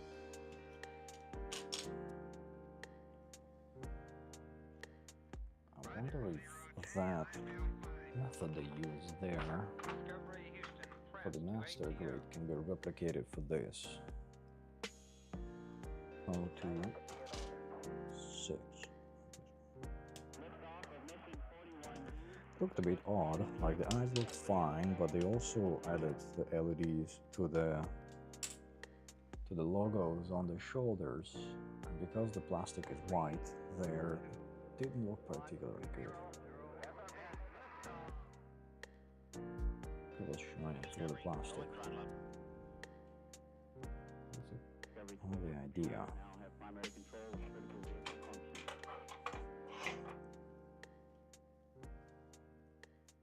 Oh, 111.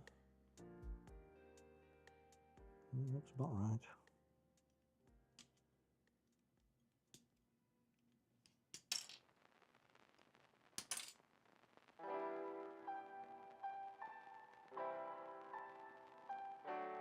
115.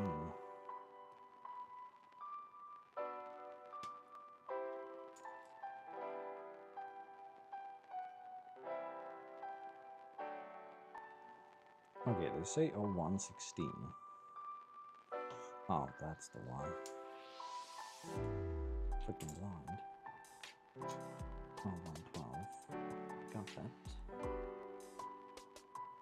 Do I need 01, 14, and 13? No.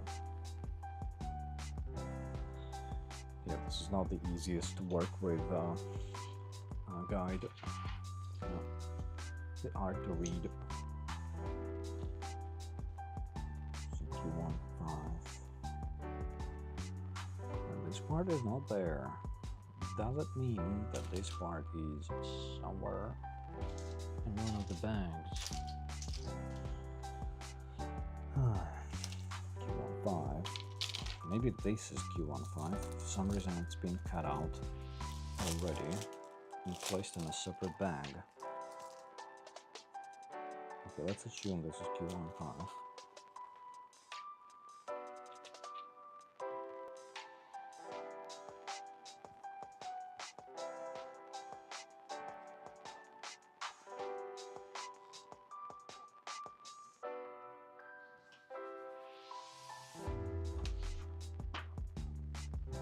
We have Q13 with a big piston, well, cylinder for a piston.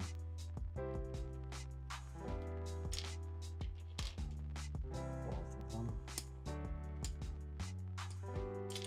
Okay. Q12 would be the wide wheel.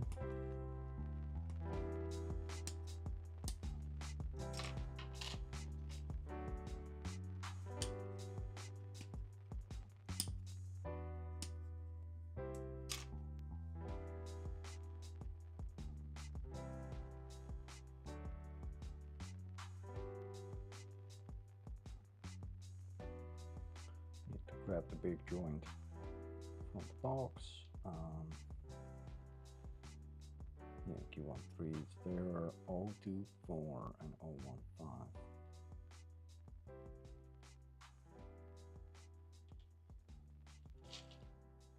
That might be actually inside the joint already. Okay, let's put these aside and let's grab the torso joint.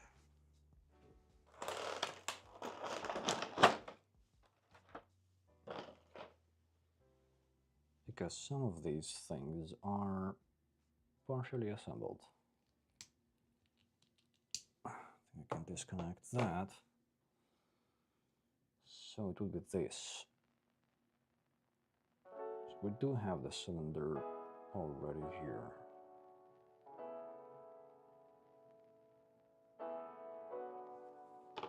Assume that's 015. Bit of a guessing thing.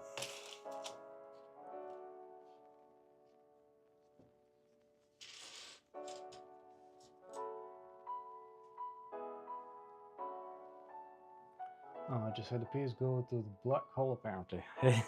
Dude, I know what that feels like. A little trick I do sometimes when something like really small is missing on the floor, I grab a flashlight and I shine along the floor. Like not from top up onto the floor, but I lay it flat and it shines sideways. And then you can see what casts shadow. Sometimes it helps to find small pieces. Sometimes they just get swollen up by the rug and you see them sometime later when they decide to be released.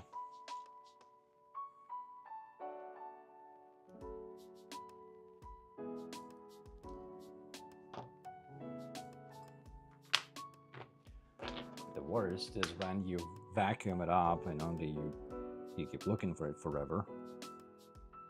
And when you clean out the vacuum, you can see it if you're lucky. You're like, oh my god.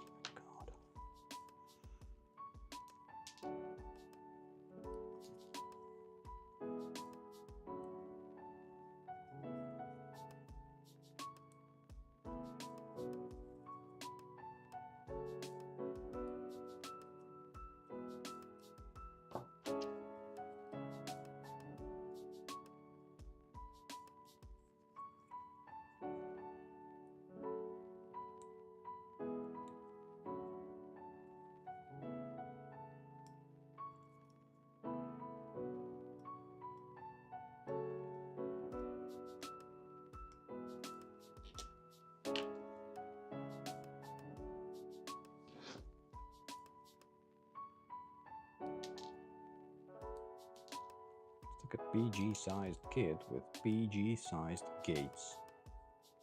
Some of these guys are massive.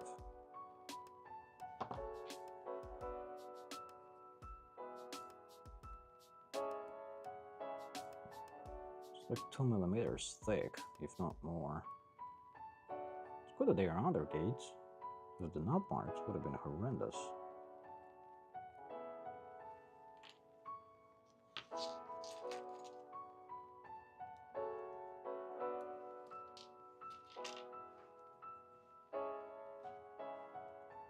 I had to dig through the trash can. Classic.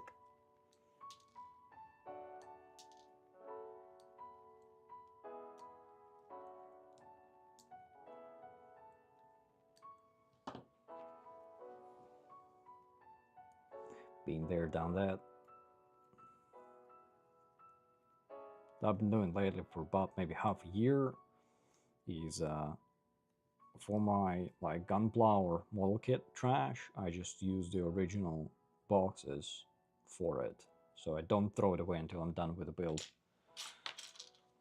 That way, if I happen to discard one of the parts I actually need, I don't have to dig through a trash can full of, you know, house waste, stuff like that.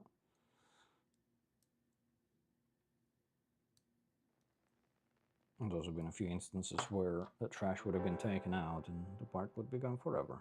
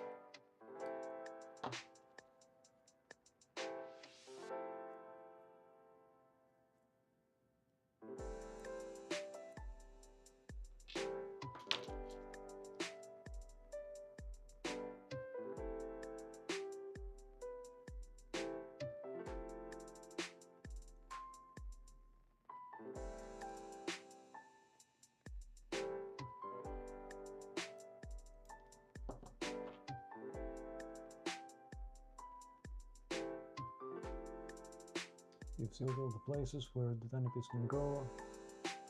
The chain pieces of heads. Yep.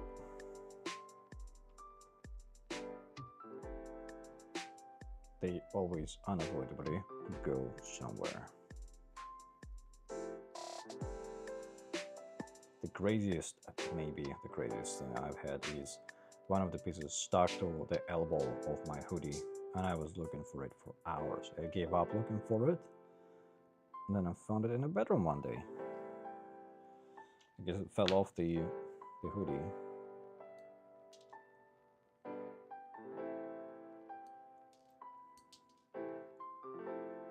Such is the life of a model kit builder. Plastic crack is everywhere.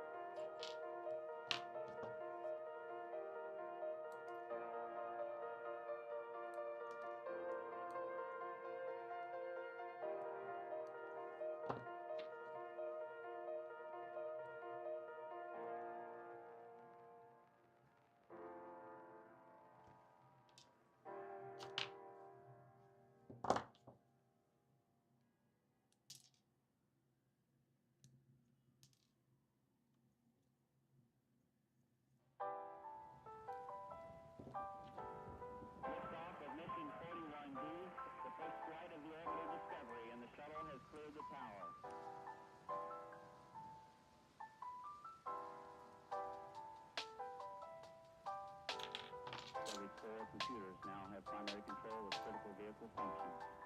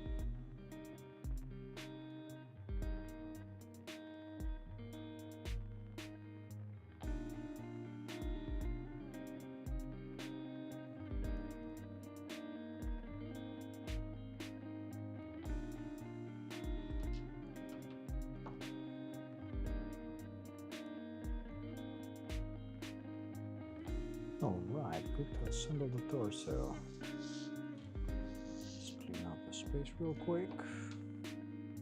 It'll be a bit noisy. My vacuum again.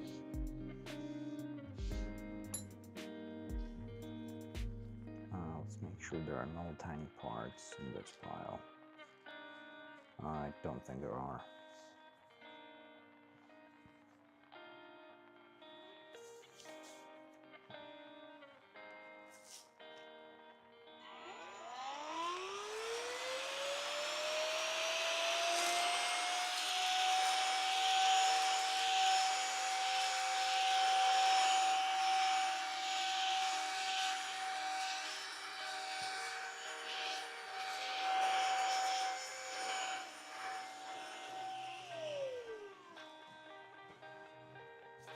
Alright, let's get on with it.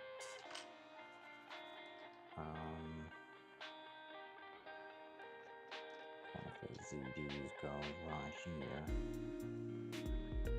Boom. Another one goes here.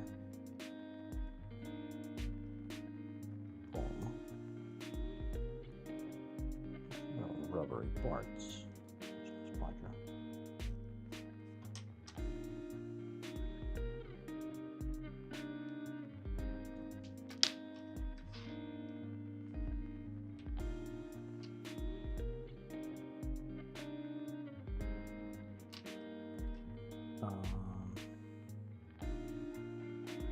There it is. I need this. V11 goes at the front. V11 is at this thing. Good fit. This goes.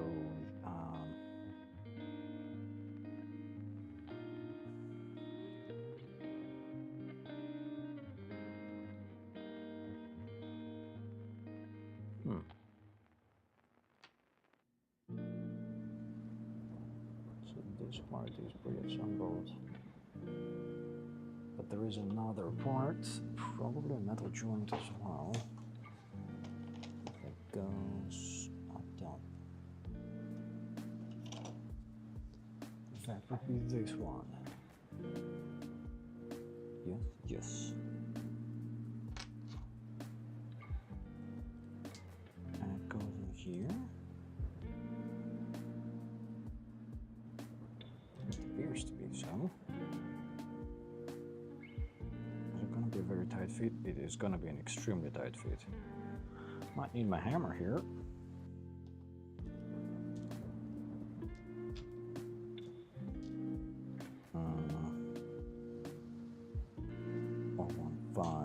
Wasn't it this guy? 024.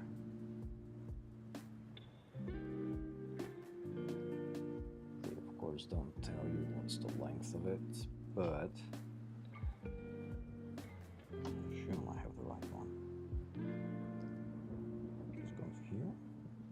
Yeah.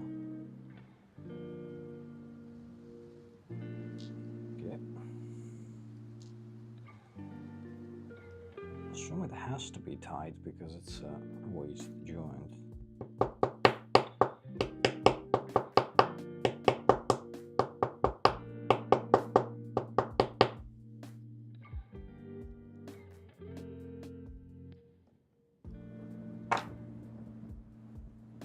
And it's a big git, so just gonna hammer it in place, I guess.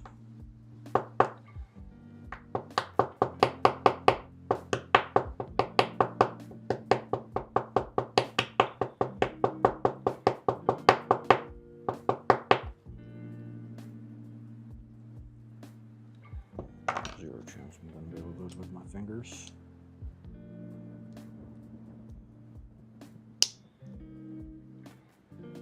Okay, we're almost there.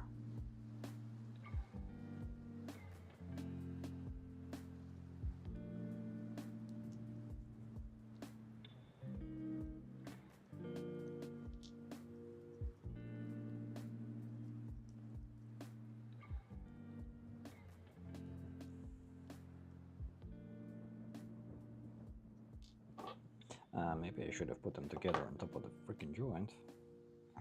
Silly me. Silly, silly me.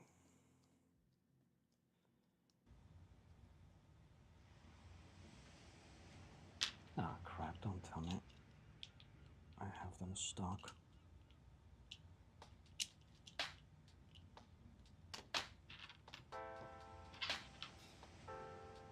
Got a bit carried away, snapping things together. Gotta be careful with these more obscure third parties. Some parts, when they go together, it's gonna be very difficult to take them apart. Forgot my own rule. We can do it. Hey, not too bad. Not too bad. Okay, let's put this one in. This one is a decent fit. Plastic on plastic. It's good.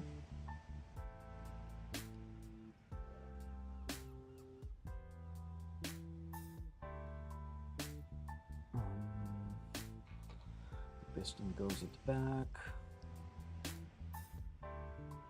And then another part.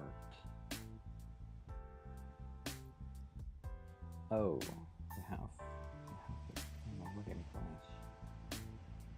Okie dokie.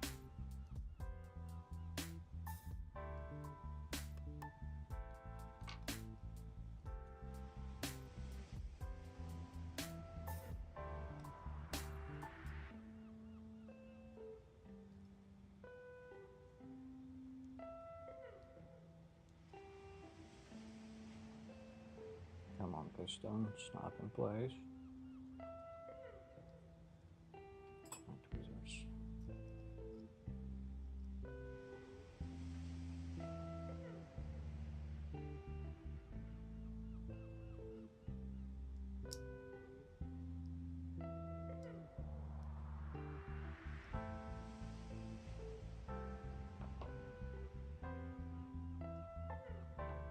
You little rascal. Come on, stop twisting around.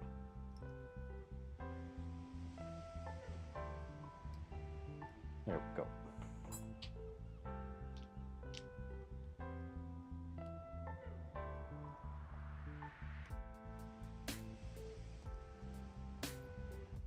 Oh, my thumbs are gonna feel it. Working on this kit. This is definitely a throwback.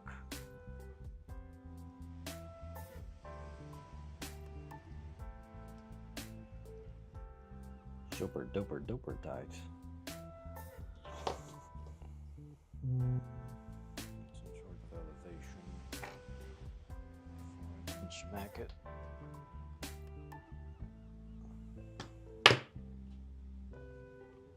Let's see if the vise can help us.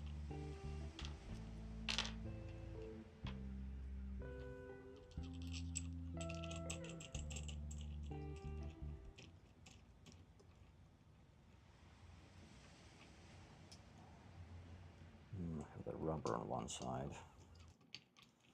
It can work against us here.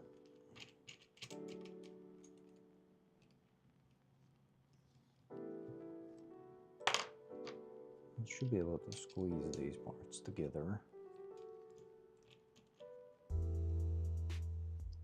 Let's try this side.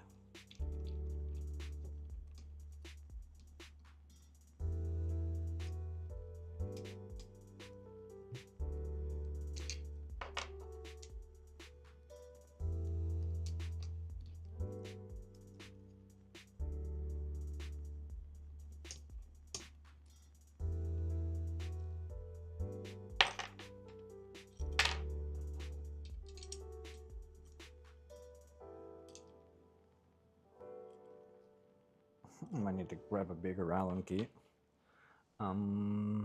Bear with me, give me 1 second.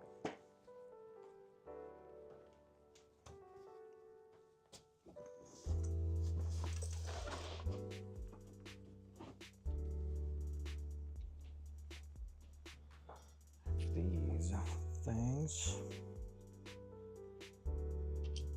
The right fit? Yep, it is.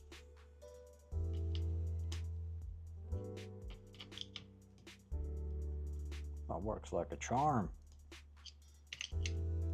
Vice to the rescue, as usual.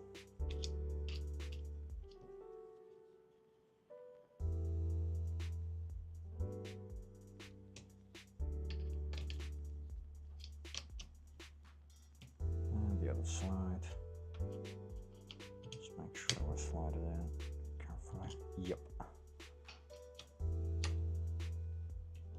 It's been a hot minute since I had to use a vise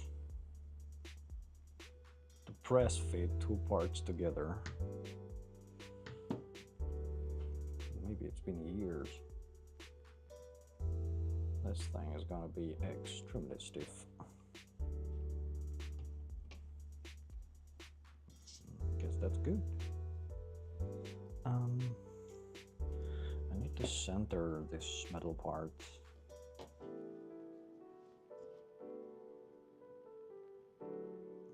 So I can just press it maybe from one side.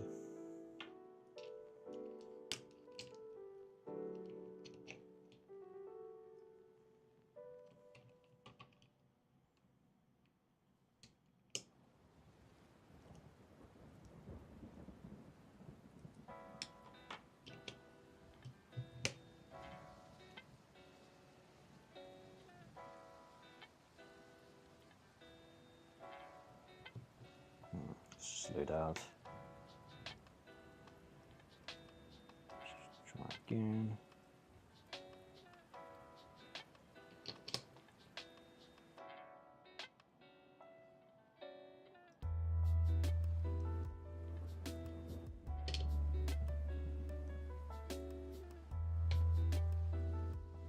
It's working. It's working. Hell yeah. Hell yeah. Messed up the rubber a little bit. Not too bad.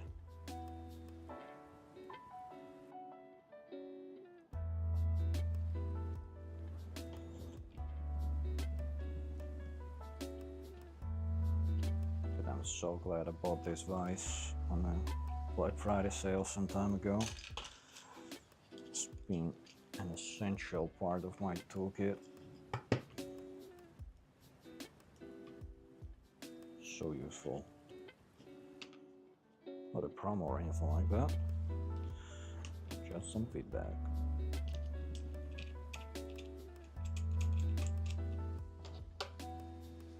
Been extremely handy. Especially when you deal with a bunch of decals.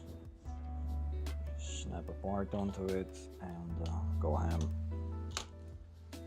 Turn it around, twist it around, do whatever you want. They can also use it to press fit things. Alright, this one is in place. We have two more joints here with their own pistons. Like that. And like that.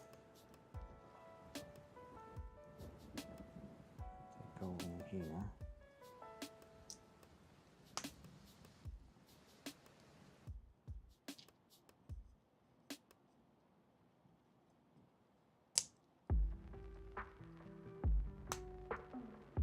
Okay, not bad fit. Seems like plastic on plastic is a fairly easy fit. Metal things seem to be extremely tight fit. But that might be the point for the articulation and stuff.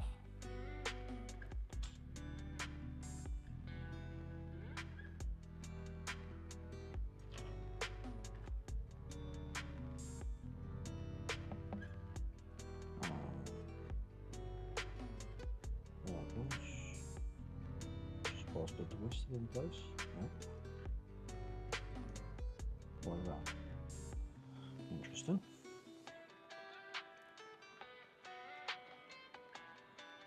So these parts are supposed to be keyed.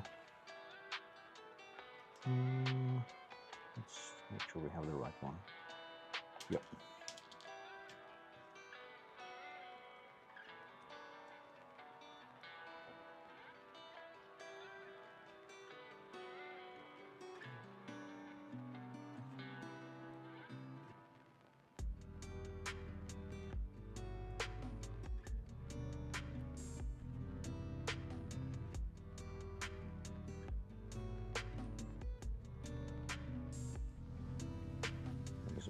Loosey-goosey.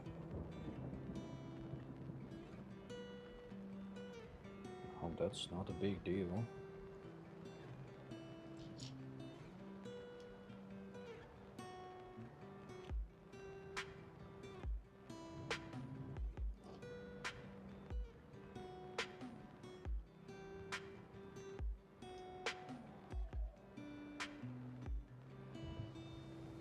I guess this pack will lock this piston in place. Let's open it up a little bit. Let's place that piston in the dedicated slot. It's quite intricate. You can juggle several parts.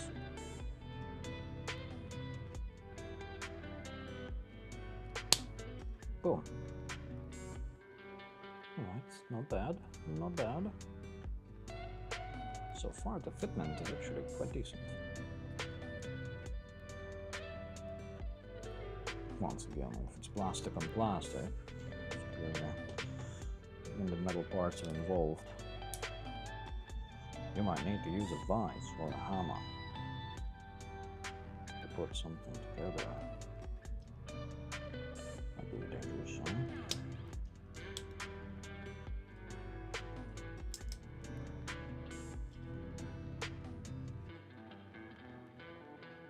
Okay.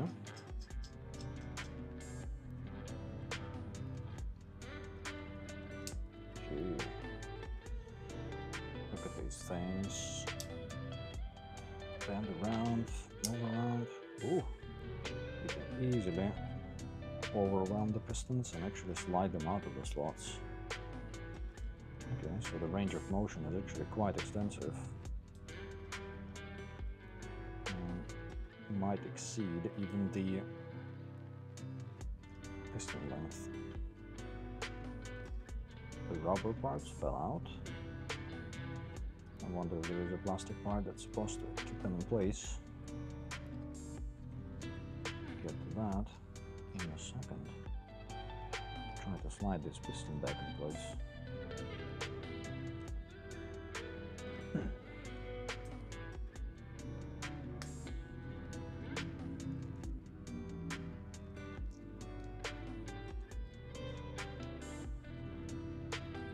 Back in and reslot this.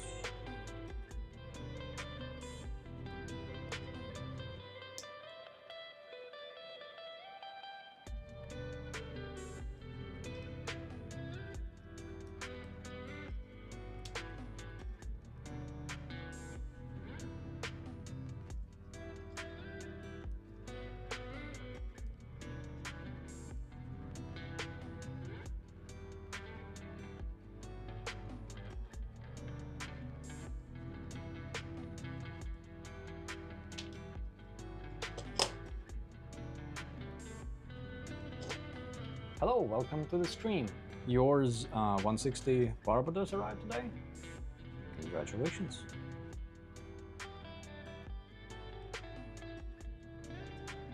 If you scroll back on the stream, we were doing an unboxing earlier.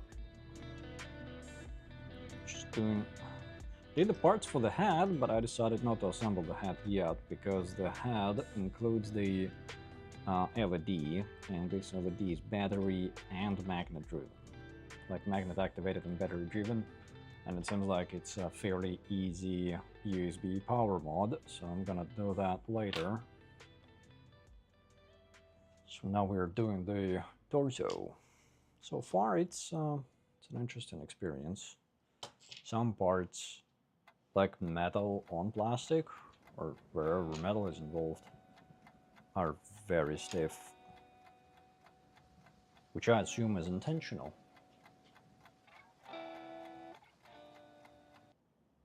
But plastic on plastic, so far the fitment is decent. Like everything snaps into place. Haven't done much yet. By the way, is your packed in a bunch of separate boxes? Because mine was like one main box from the store, and then like one box like one main box, unlabeled box with the runners, and then another smaller box, and then another box. And the action base is like a separate plastic bag, and one random runner was in a separate plastic bag. It's like very randomly packaged. Very randomly. Is yours the same? Or is it just me?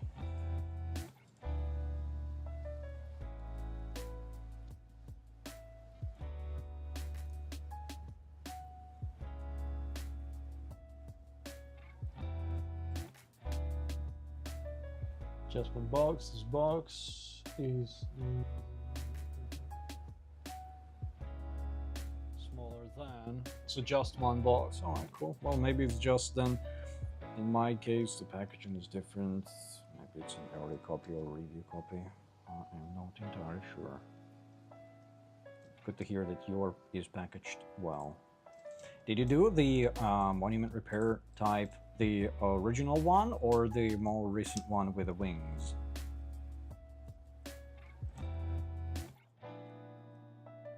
Which one did you opt for?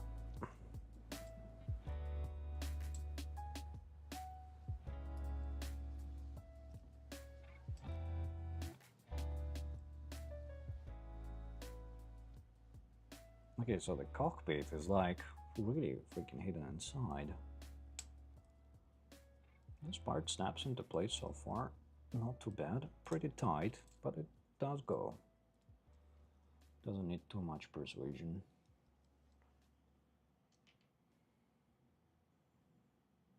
Forgot to clean the gate. Get out of here. At the back.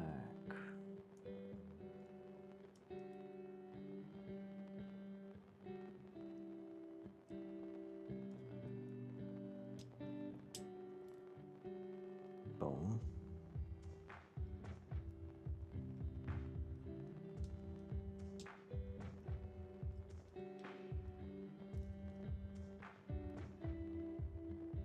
That's an odd fit. It's like doesn't really fit. Maybe it's supposed to be like that.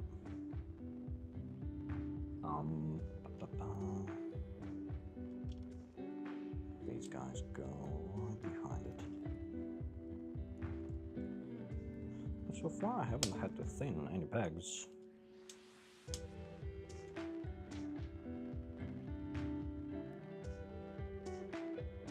I don't expect to have to do that, but still.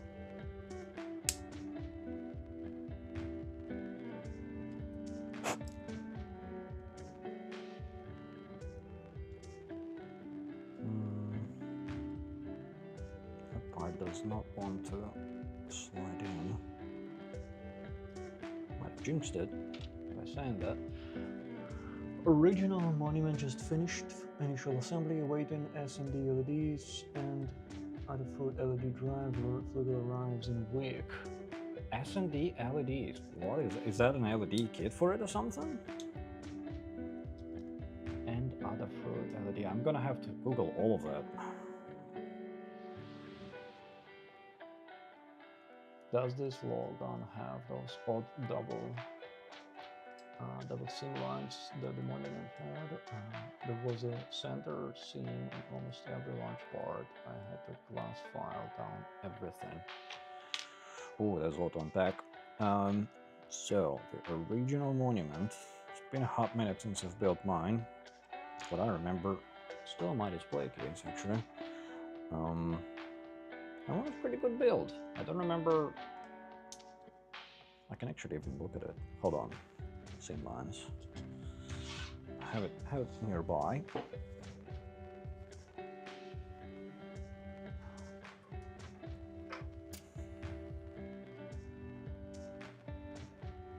So here's my Talgies, which is a bit dusty, but so what I did with mine is it shows up on the video. It's quite big.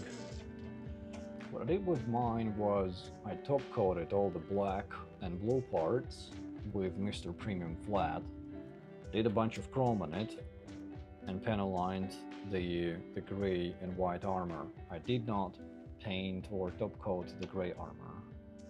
I don't remember having like huge or obvious seam lines. Just looking at it right now, I am not sure if I'm missing something. I remember the construction of it was quite tight.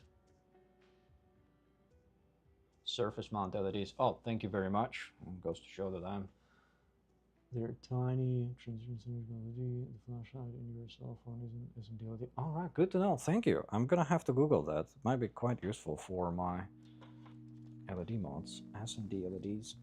Thank you very much for the info. So yeah, I'm not sure. Lots of parts, like I mean the ones on the legs, they are quite even. The surface cover is good. I remember the plastic finish on it is actually quite decent. It's pearly, so it looks okay without top coats. The black and blue looked quite bad without top coats, so it had to be done there.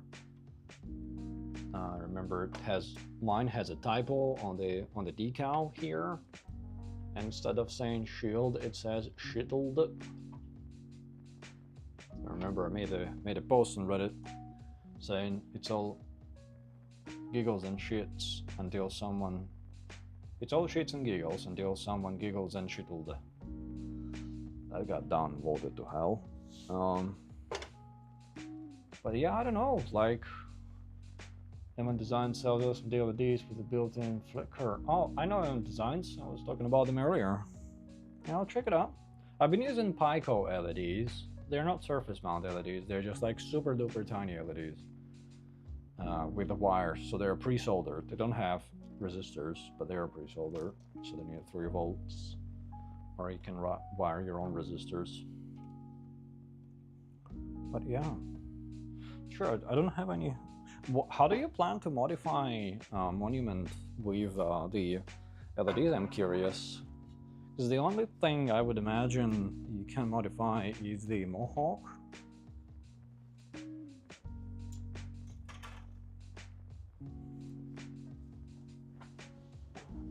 Shittled a lot. Yeah, seems everyone's decal scheme with that. Oh, good. Shittled. Oh. Quite a blunder on their part. Don't think they care, but still.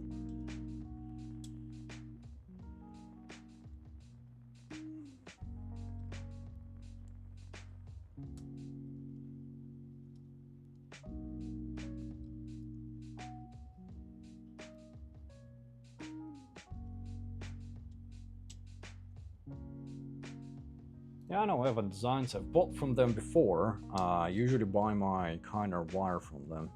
It's pretty good, very easy to work with. And earlier we were talking about the 160 Logar, and with the Logar, M1 Designs has a custom LED set. Like, at least when I checked out last time, which was way over a year ago, they had an LED set for master grade barbatos.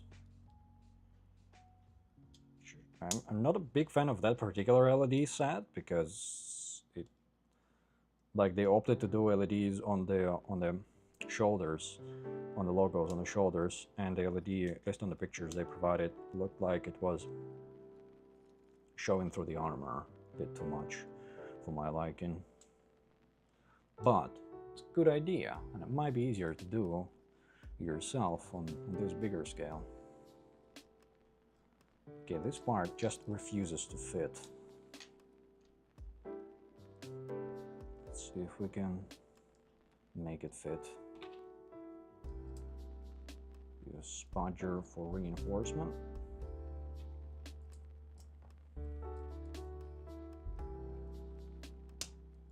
Hell yeah, there we go. And another part popped out. You gotta be kidding me. Okay.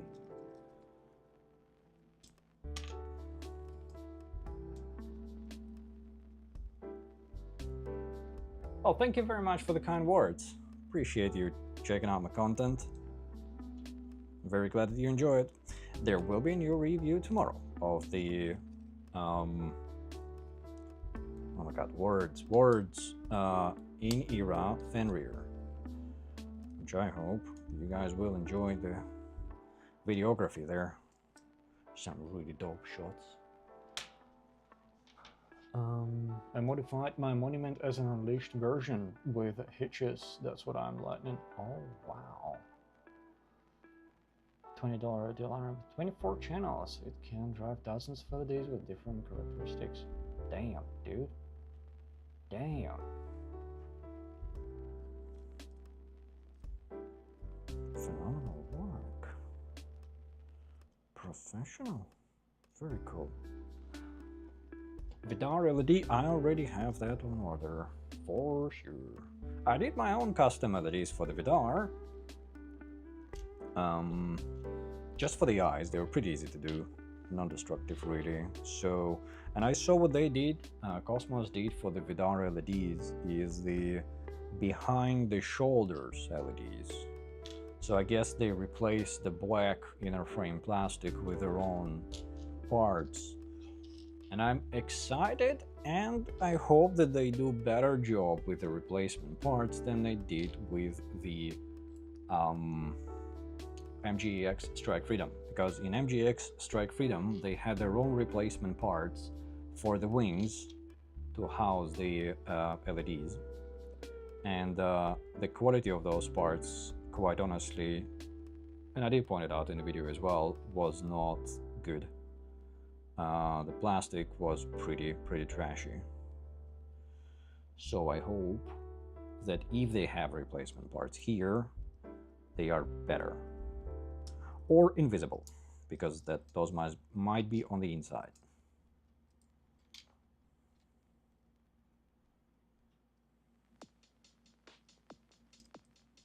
To be determined.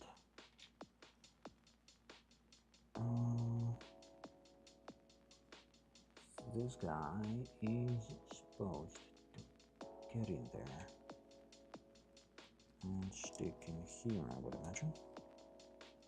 Like this, and this goes like oh.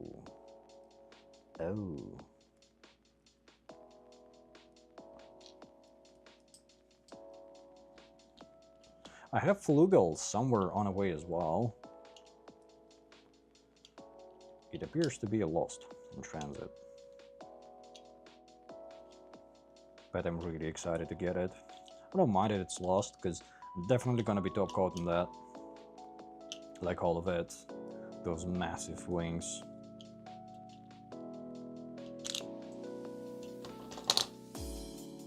Bet it looks phenomenal. I remember having very few issues with the original one. The original one was a bit tight on the inner frame, which is not too bad. Holds the poses really well over time. And then I remember it had quite large decals. They weren't the best quality. I had a lot of rips and tears. And then being water decals, kind of can work around it. I would imagine the newer version is having the same quality.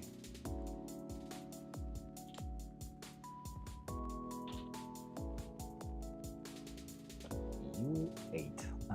U is a great one. And to answer your question about Logar, have a great rest of the night, SK. Gotta go eat. Hey, enjoy, my amigo. Thank you very much for hanging out. Can't wait to get your review. Awesome. I don't have the time schedule for it. It depends on how fast YouTube's processing does. Sometimes it hangs. I hope it will treat my video quickly, and I will do my absolute best for it to come out tomorrow. It will probably be towards the evening for sure. So stay tuned, click the bell icon, and it will let you know when it's up. Thank you for hanging out. Going back to your question about the Logar, what was it? Have those odd double seam lines that the Monument had. I'm not entirely sure what seam lines do you mean. there is a lot of like large parts here. I haven't noticed any super duper prominent sim lines on that large white plastic. The time lapse will drop later in a week for the fin rear. It won't drop as late as it did for PGU. For PGU, I honestly, I kind of forgot about it. But yeah, the time lapse usually follows next weekend. Yeah, probably it will be next weekend, maybe throughout the week. It depends on how long it takes me to edit that. Sometimes time lapses take a minute to edit together. So yeah, for the sim lines, I'm not sure. The plastic quality is not too bad so far on Logar. Looking at the packaging, at least the packaging I got, wasn't looking promising. I was like, oh, what did I get myself into here? But so far it's pretty good. The assembly is quite decent. B4R14. R14 is a yellow. Yellow. B4. Did I get R14? R14.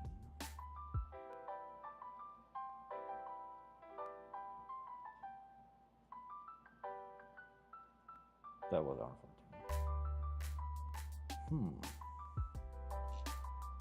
That is not R14. Or is it? No, it's not.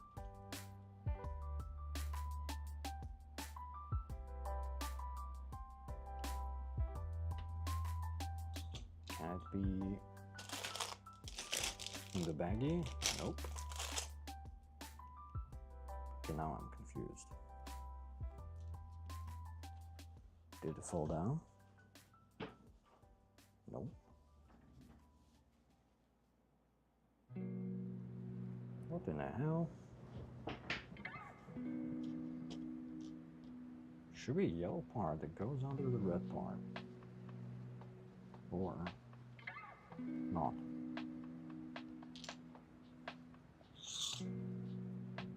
Confusion.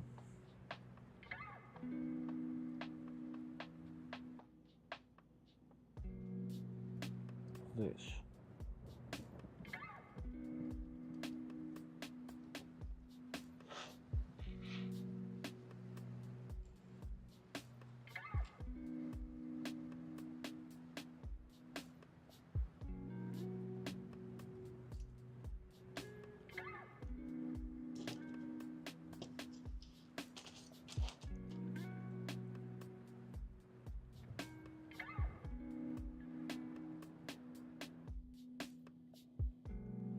I'm gonna do the other parts and see if the right part appears out of nowhere somehow. Where is it?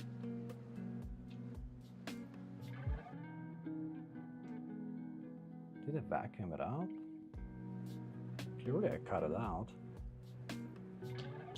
Am I blanking out?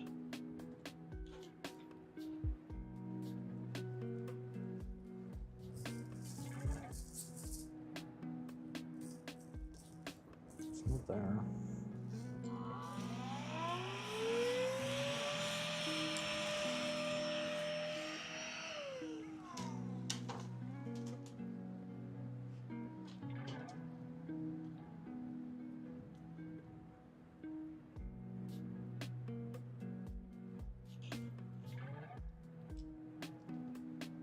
I'll have to scroll back, see what the hell did I do to it.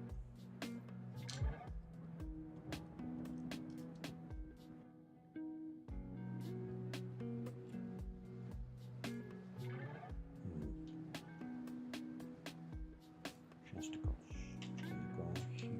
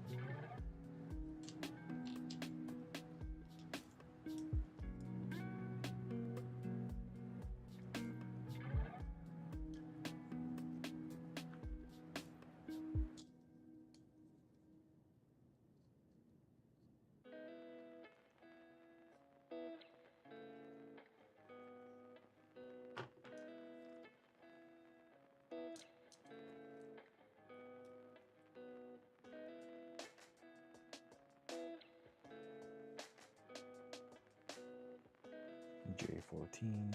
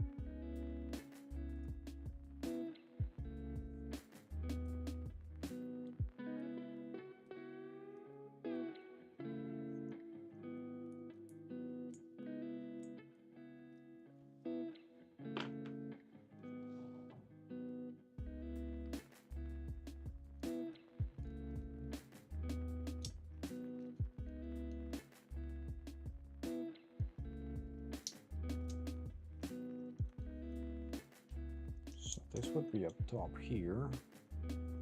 This needs to have a yellow part under it. But I cannot fathom where did I put the yellow part.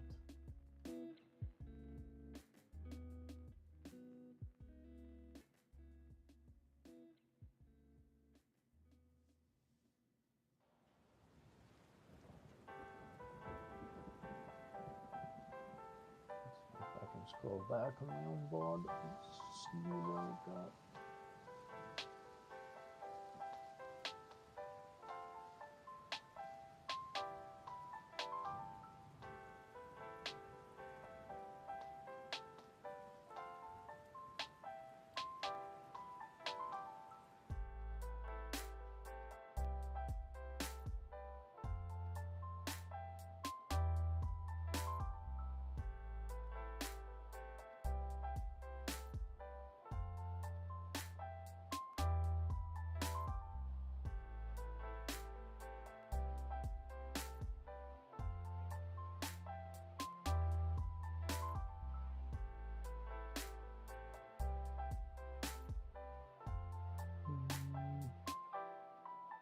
It needs to be there.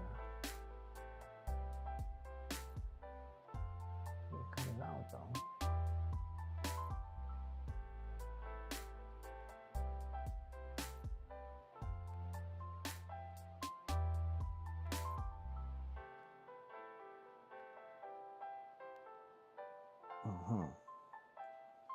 So it is this. No way.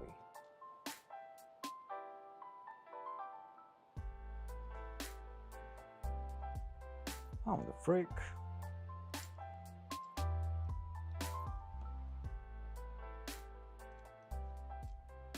gotta be an error in the manual or something.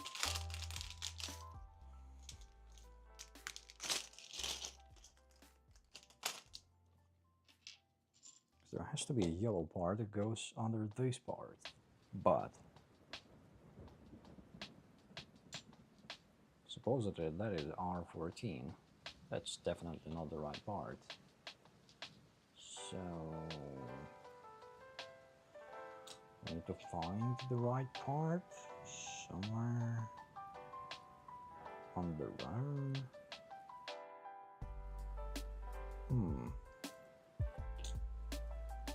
Confusion. Much confusion.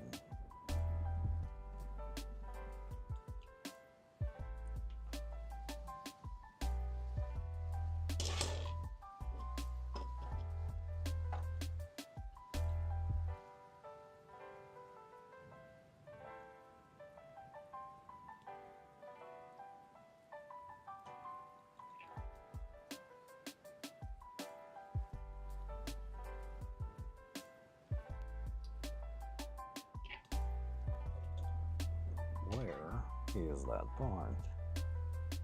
If it's not yellow, what color can it be? Maybe blue? Oop. Green would look pretty shitty.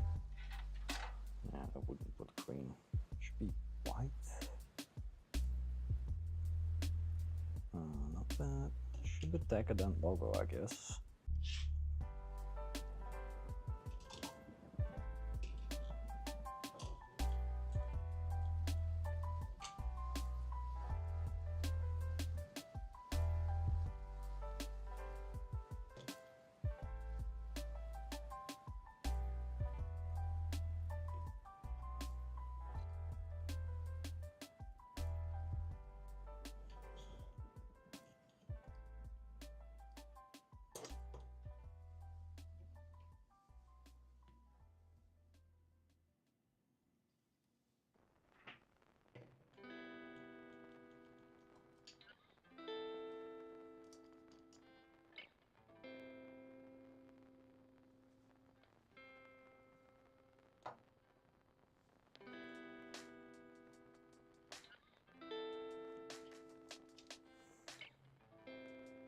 Not these guys. Oh, this is a baggie for the weapon.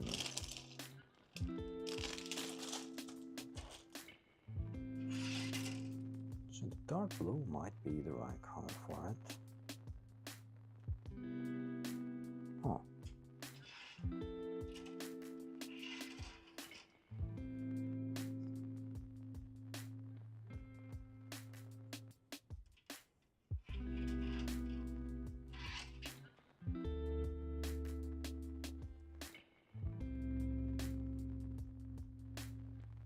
There's an alternative face shield.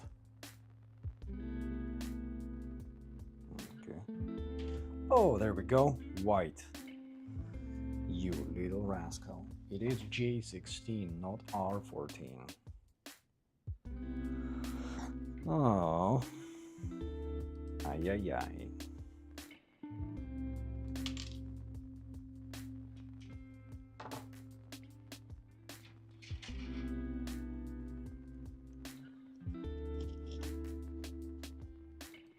Get over here.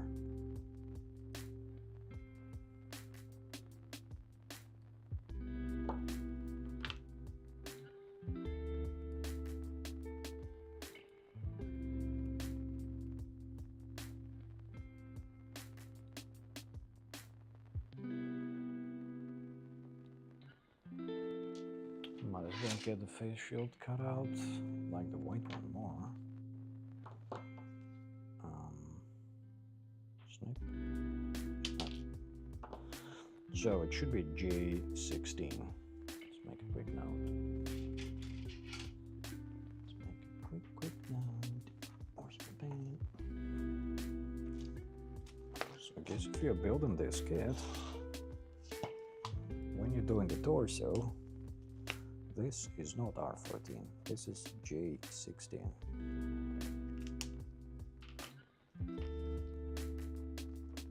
Cheeky.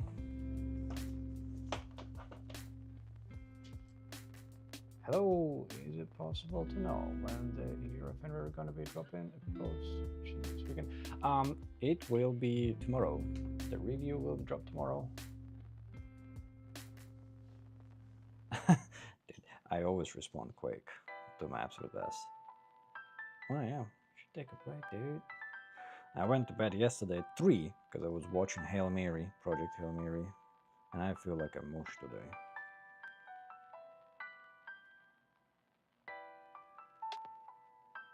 Thank you for dropping by. So the review will be tomorrow, and it will be afternoon tomorrow-ish. I'm a bit behind on the edit there, but I will do my absolute best to drop it tomorrow. However, just a small disclaimer, if the YouTube rendering decides to take its sweet time, there is literally nothing I can do with it. Sometimes they like to take a while to render a video.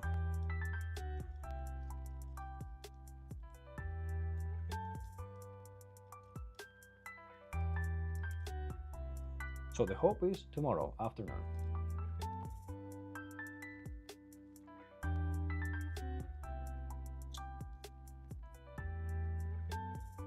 Okay, now we have the chest assembled. We have eye.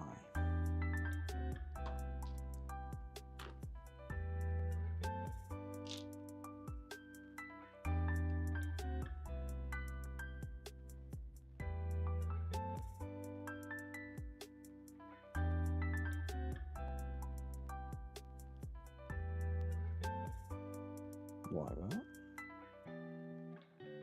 Perhaps.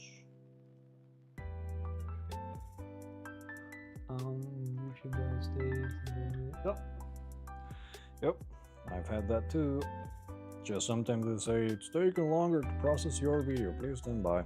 Oh, sure.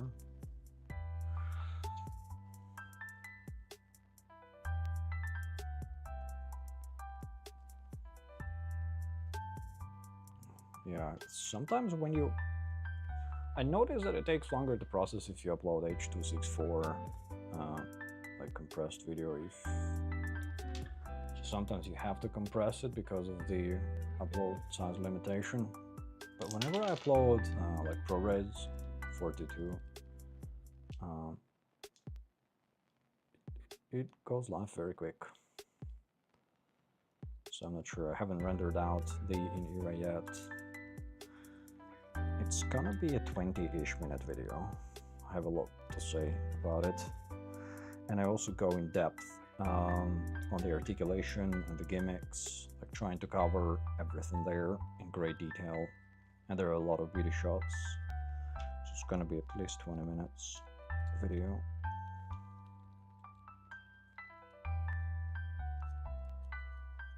Did some fire poses too.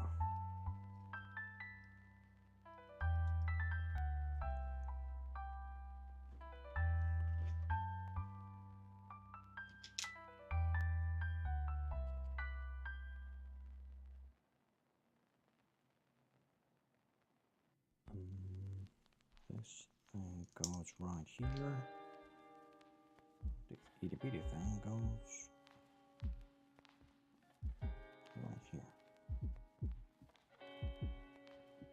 Yeah, the fit is pretty good. Usually on like newer or not as good third-party kits, tiny parts like that would not stay in place. They would be flying away. So far, now I had to use my vise to kind of pressure fit in place this joint, because it uses a metal plate in the middle between two very thick parts. But I would imagine it has to be tight for the torso articulation on a large kit like this.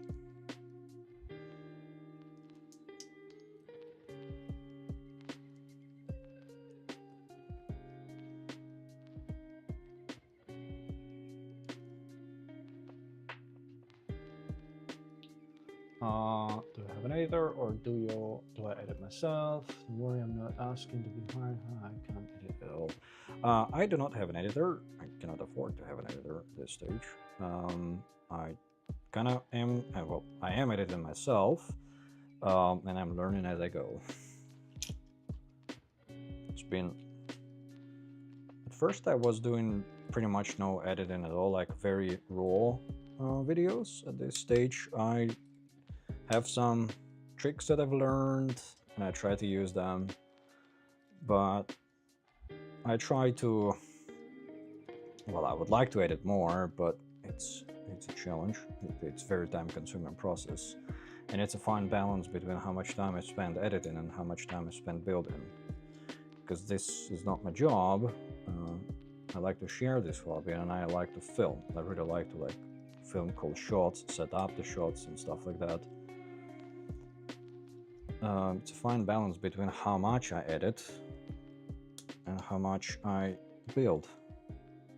The priority for me is building and filming. Editing is like, I'm just trying to go through it as fast as I can. But I do enjoy editing.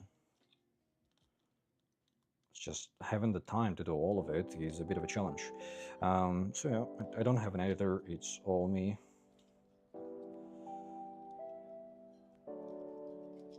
I use Final Cut Pro. Slowly getting better at it.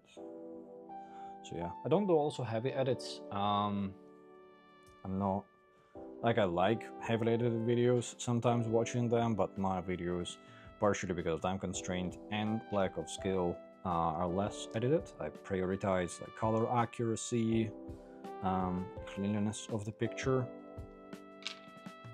and smooth transitions.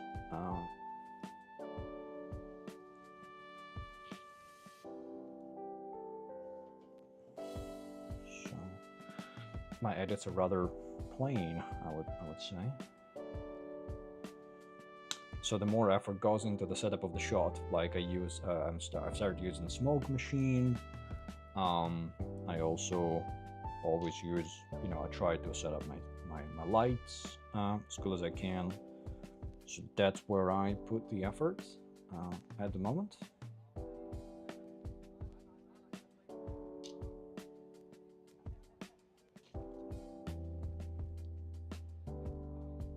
If at some point, somehow, this becomes my main gig, then either I will have an editor, or you bet I'll be busting my ass on the edits.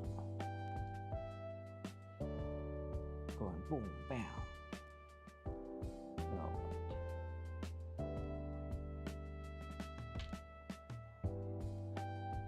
Okay, so this thing goes here. It's pretty cool, man. You're doing it. Thank you very much. Thank you very much. Thank you for the kind words. I really appreciate you saying that. It's music to my ears.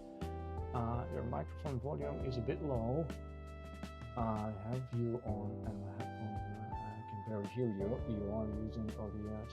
Voice a bit. Yep, cool. Give me a sec.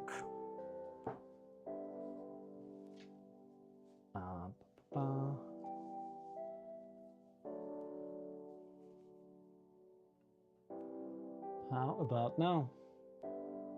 Or now?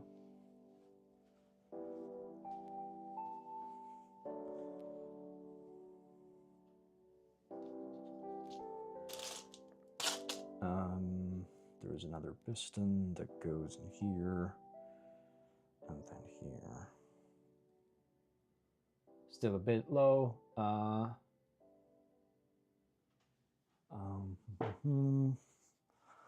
think it's just my microphone. It's now it should be better. Also has a noise cancellation thing. Next time I stream, I'll disable that, because that tends to be a bit weird.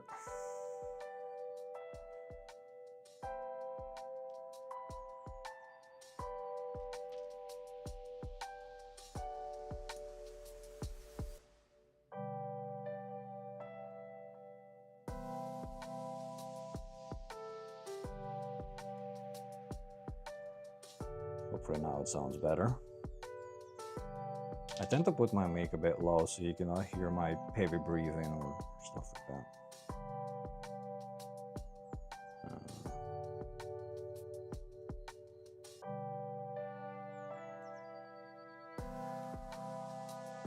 Oh, it's a bit better. Cool. I'll sort it out for the next stream. I'll review the VOD and I'll see how I can modify the settings for it to be a bit easier. This part is very finicky. Bear with me for a second. Oh.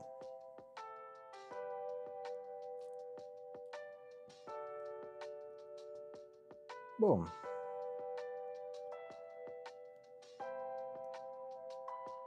Oh, that doesn't want to fit. Come on.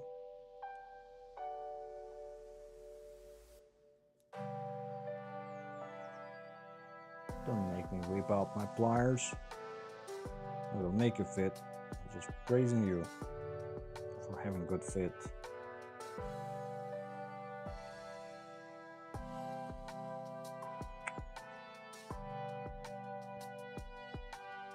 Okay, plier time. Where are my pliers? There they are.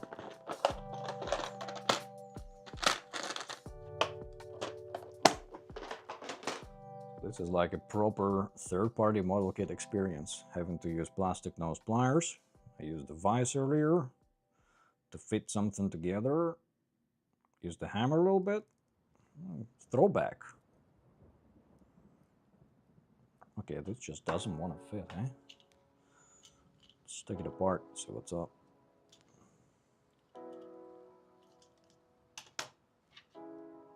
I use Steel Series R for my mic and earphones. It's pretty easy to use and configure everything. The only downside is that you need to have an account. It's free though. You have the nerve for to use pliers. So these are pliers with plastic nose covers. So these are not gonna damage your kit easily. Very specifically bought for this purpose. You regular pliers, the metal jaws will damage plastic right away. So watch out for that, for sure. With the third-party kits, sometimes they need you to be a bit more assertive. And in this particular instance right now, it seems like we have a straight up fitment issue. So let's try to sort it out.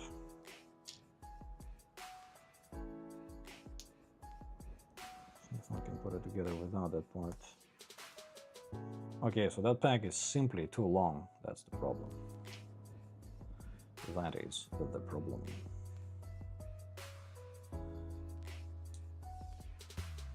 So we're gonna snap a part of it off.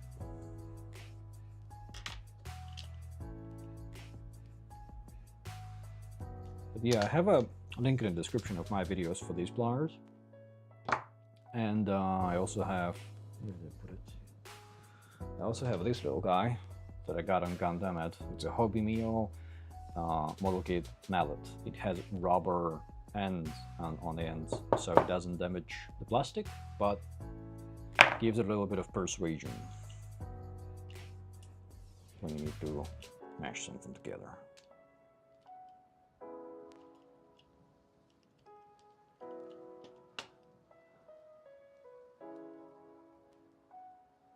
Axis Osiris is a phenomenal kit.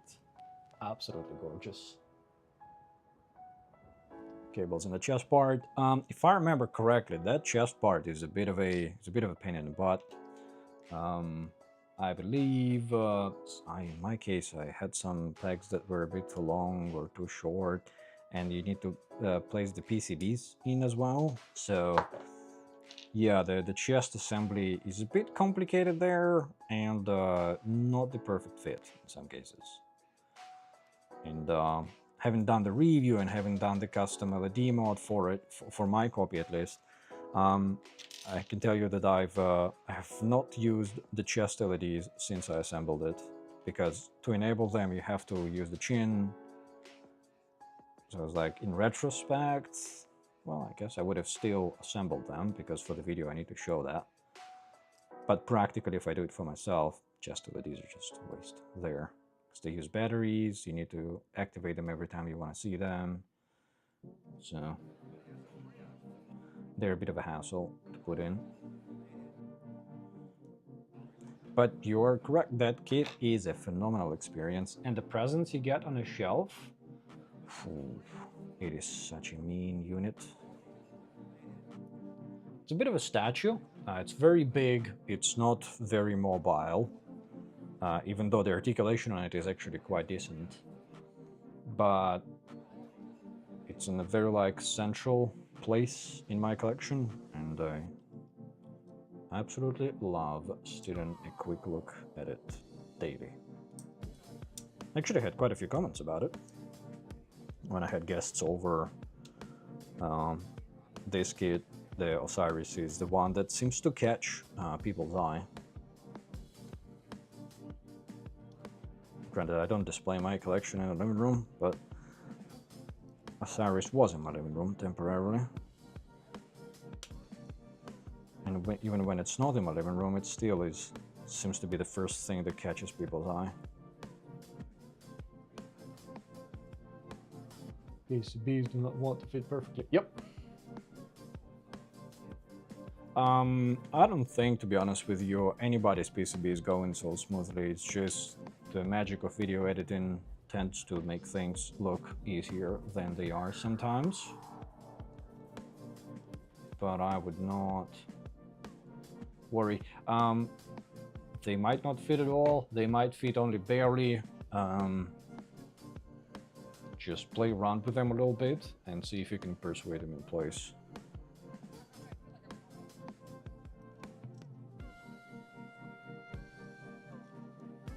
And ultimately they might not close up entirely, but it will still look fine on the final product.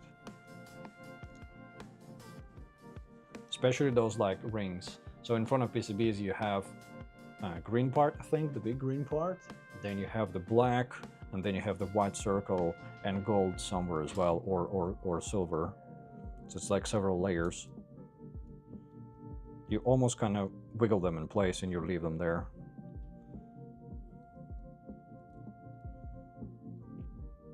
Osiris is one of those kits where they prioritize details above everything and anything. So you have insane part separation, absolutely insane gimmicks and hatches. But on the flip side, all of that turns it into a bit of a statue.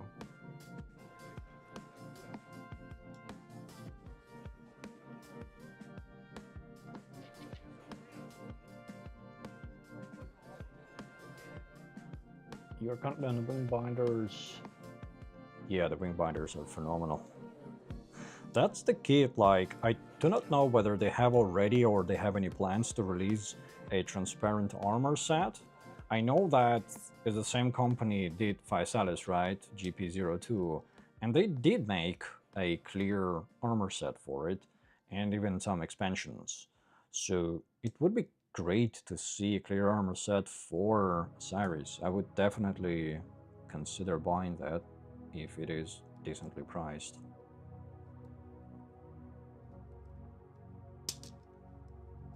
Because the Osiris, like, I posted an entire separate video on the inner frame alone. I was so mesmerized by the inner frame. I did like entire filming session for the inner frame. So beautiful. Well, that layered plastic on the inside, inner frame, silver plastic. Jesus Christ, can I fit this in place? Oh my god, come on.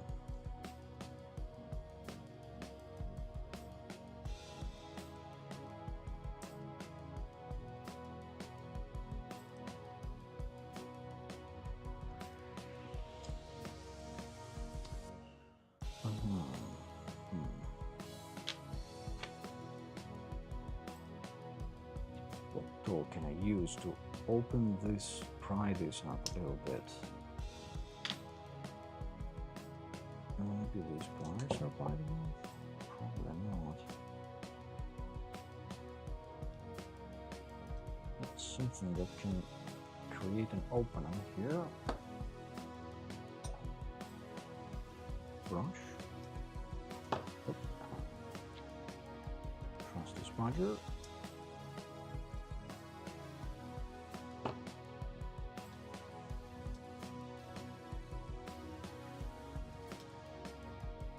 Huh, maybe that will do.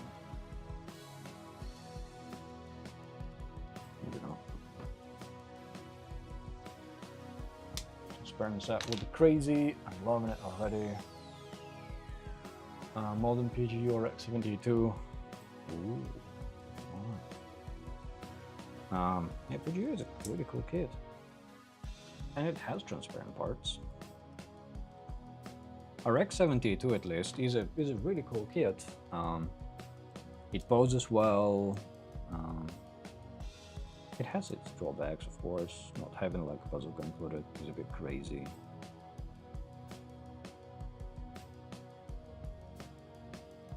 But recently I've been thinking about PGU RX-72 and a PGU New Gundam. To be honest with you, I did give PGU New quite a bit of criticism in my review video. And as the time goes, I actually come up with more criticism for it. Whenever I end up revisiting it, and I will definitely revisit PG Unu because it has an LED set on the way from Unicorn Art Studio. I might share more thoughts on it. While that kit is beautiful and all, the lack of posability on it and how flimsy it is something that kind of bothers me more and more as the time goes. The biggest drawback is not having an action base. Oh, absolutely. The not having an action base for the 72 is a problem. I mean, it's unfortunate it doesn't have it. It can pose without it. It's good enough inner frame. It's sturdy enough to pose around. Considering the price, it should have an action base for sure. It should have an action base and a bazooka. It's ridiculous that the bazooka is not included considering the price. And you have to buy a third-party bazooka. And then if you want to have transparent armor part set, that's another investment you have to make. It's crazy. They just like want to drain you out of your cash, all of it, all in one go.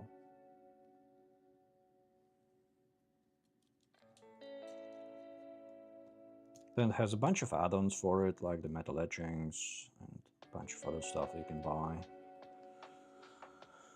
Okay, that appears to be the torso, at least as it shows on the step. So I guess this kit wants you to add more armor later? Because I would imagine we are gonna cover this. But it's not included in the original step. Let's see if later on in a guide you revisit the chest and you do something more with it.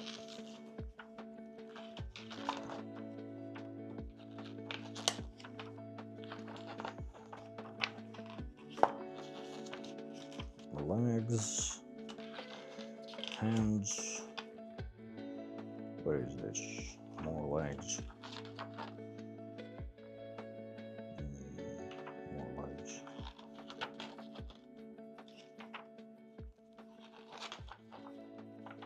Interesting. Now I do the weapons. Oh, so the upside of the torso is going to be exposed, just like that. Huh. Well, as I said earlier, I have not done the original AMG barbatos, so excuse my ignorance. All right, cool. Well, the chest looks pretty decent. The plastic, white plastic, looks actually quite good. It has some texture to it, and the molds seem to be crisp. The fit for the most part is pretty good, but the fit between inner frame and the metal joints is extremely tight. Like as you saw earlier, I had to use my large DSPA vise to press fit them together, and I would imagine that is intentional because this thing supposedly is quite poseable. And considering the size, it needs to have stiff joints. So far, we can move it around. Don't have anything to grab to move it here, but it can do ab crunch. Let's see. Okay, what can I grab? Like that. And move forward. Come on. Like that. Oh, and we disconnected the piston again. Shit. The range of motion is actually beyond what pistons allow, so that's... It can be a bit hassly. This piston at the back of the back, if I do the forward, boom, it just actually goes quite a bit further than the piston allows. And this part at the front, the cockpit, does not stop it before the piston runs out of length. So I guess short piston problems. Gotta sleep. Hey dude, thank you very much for swinging by. Appreciate you joining the live stream. Have a great day. I'll see you next time.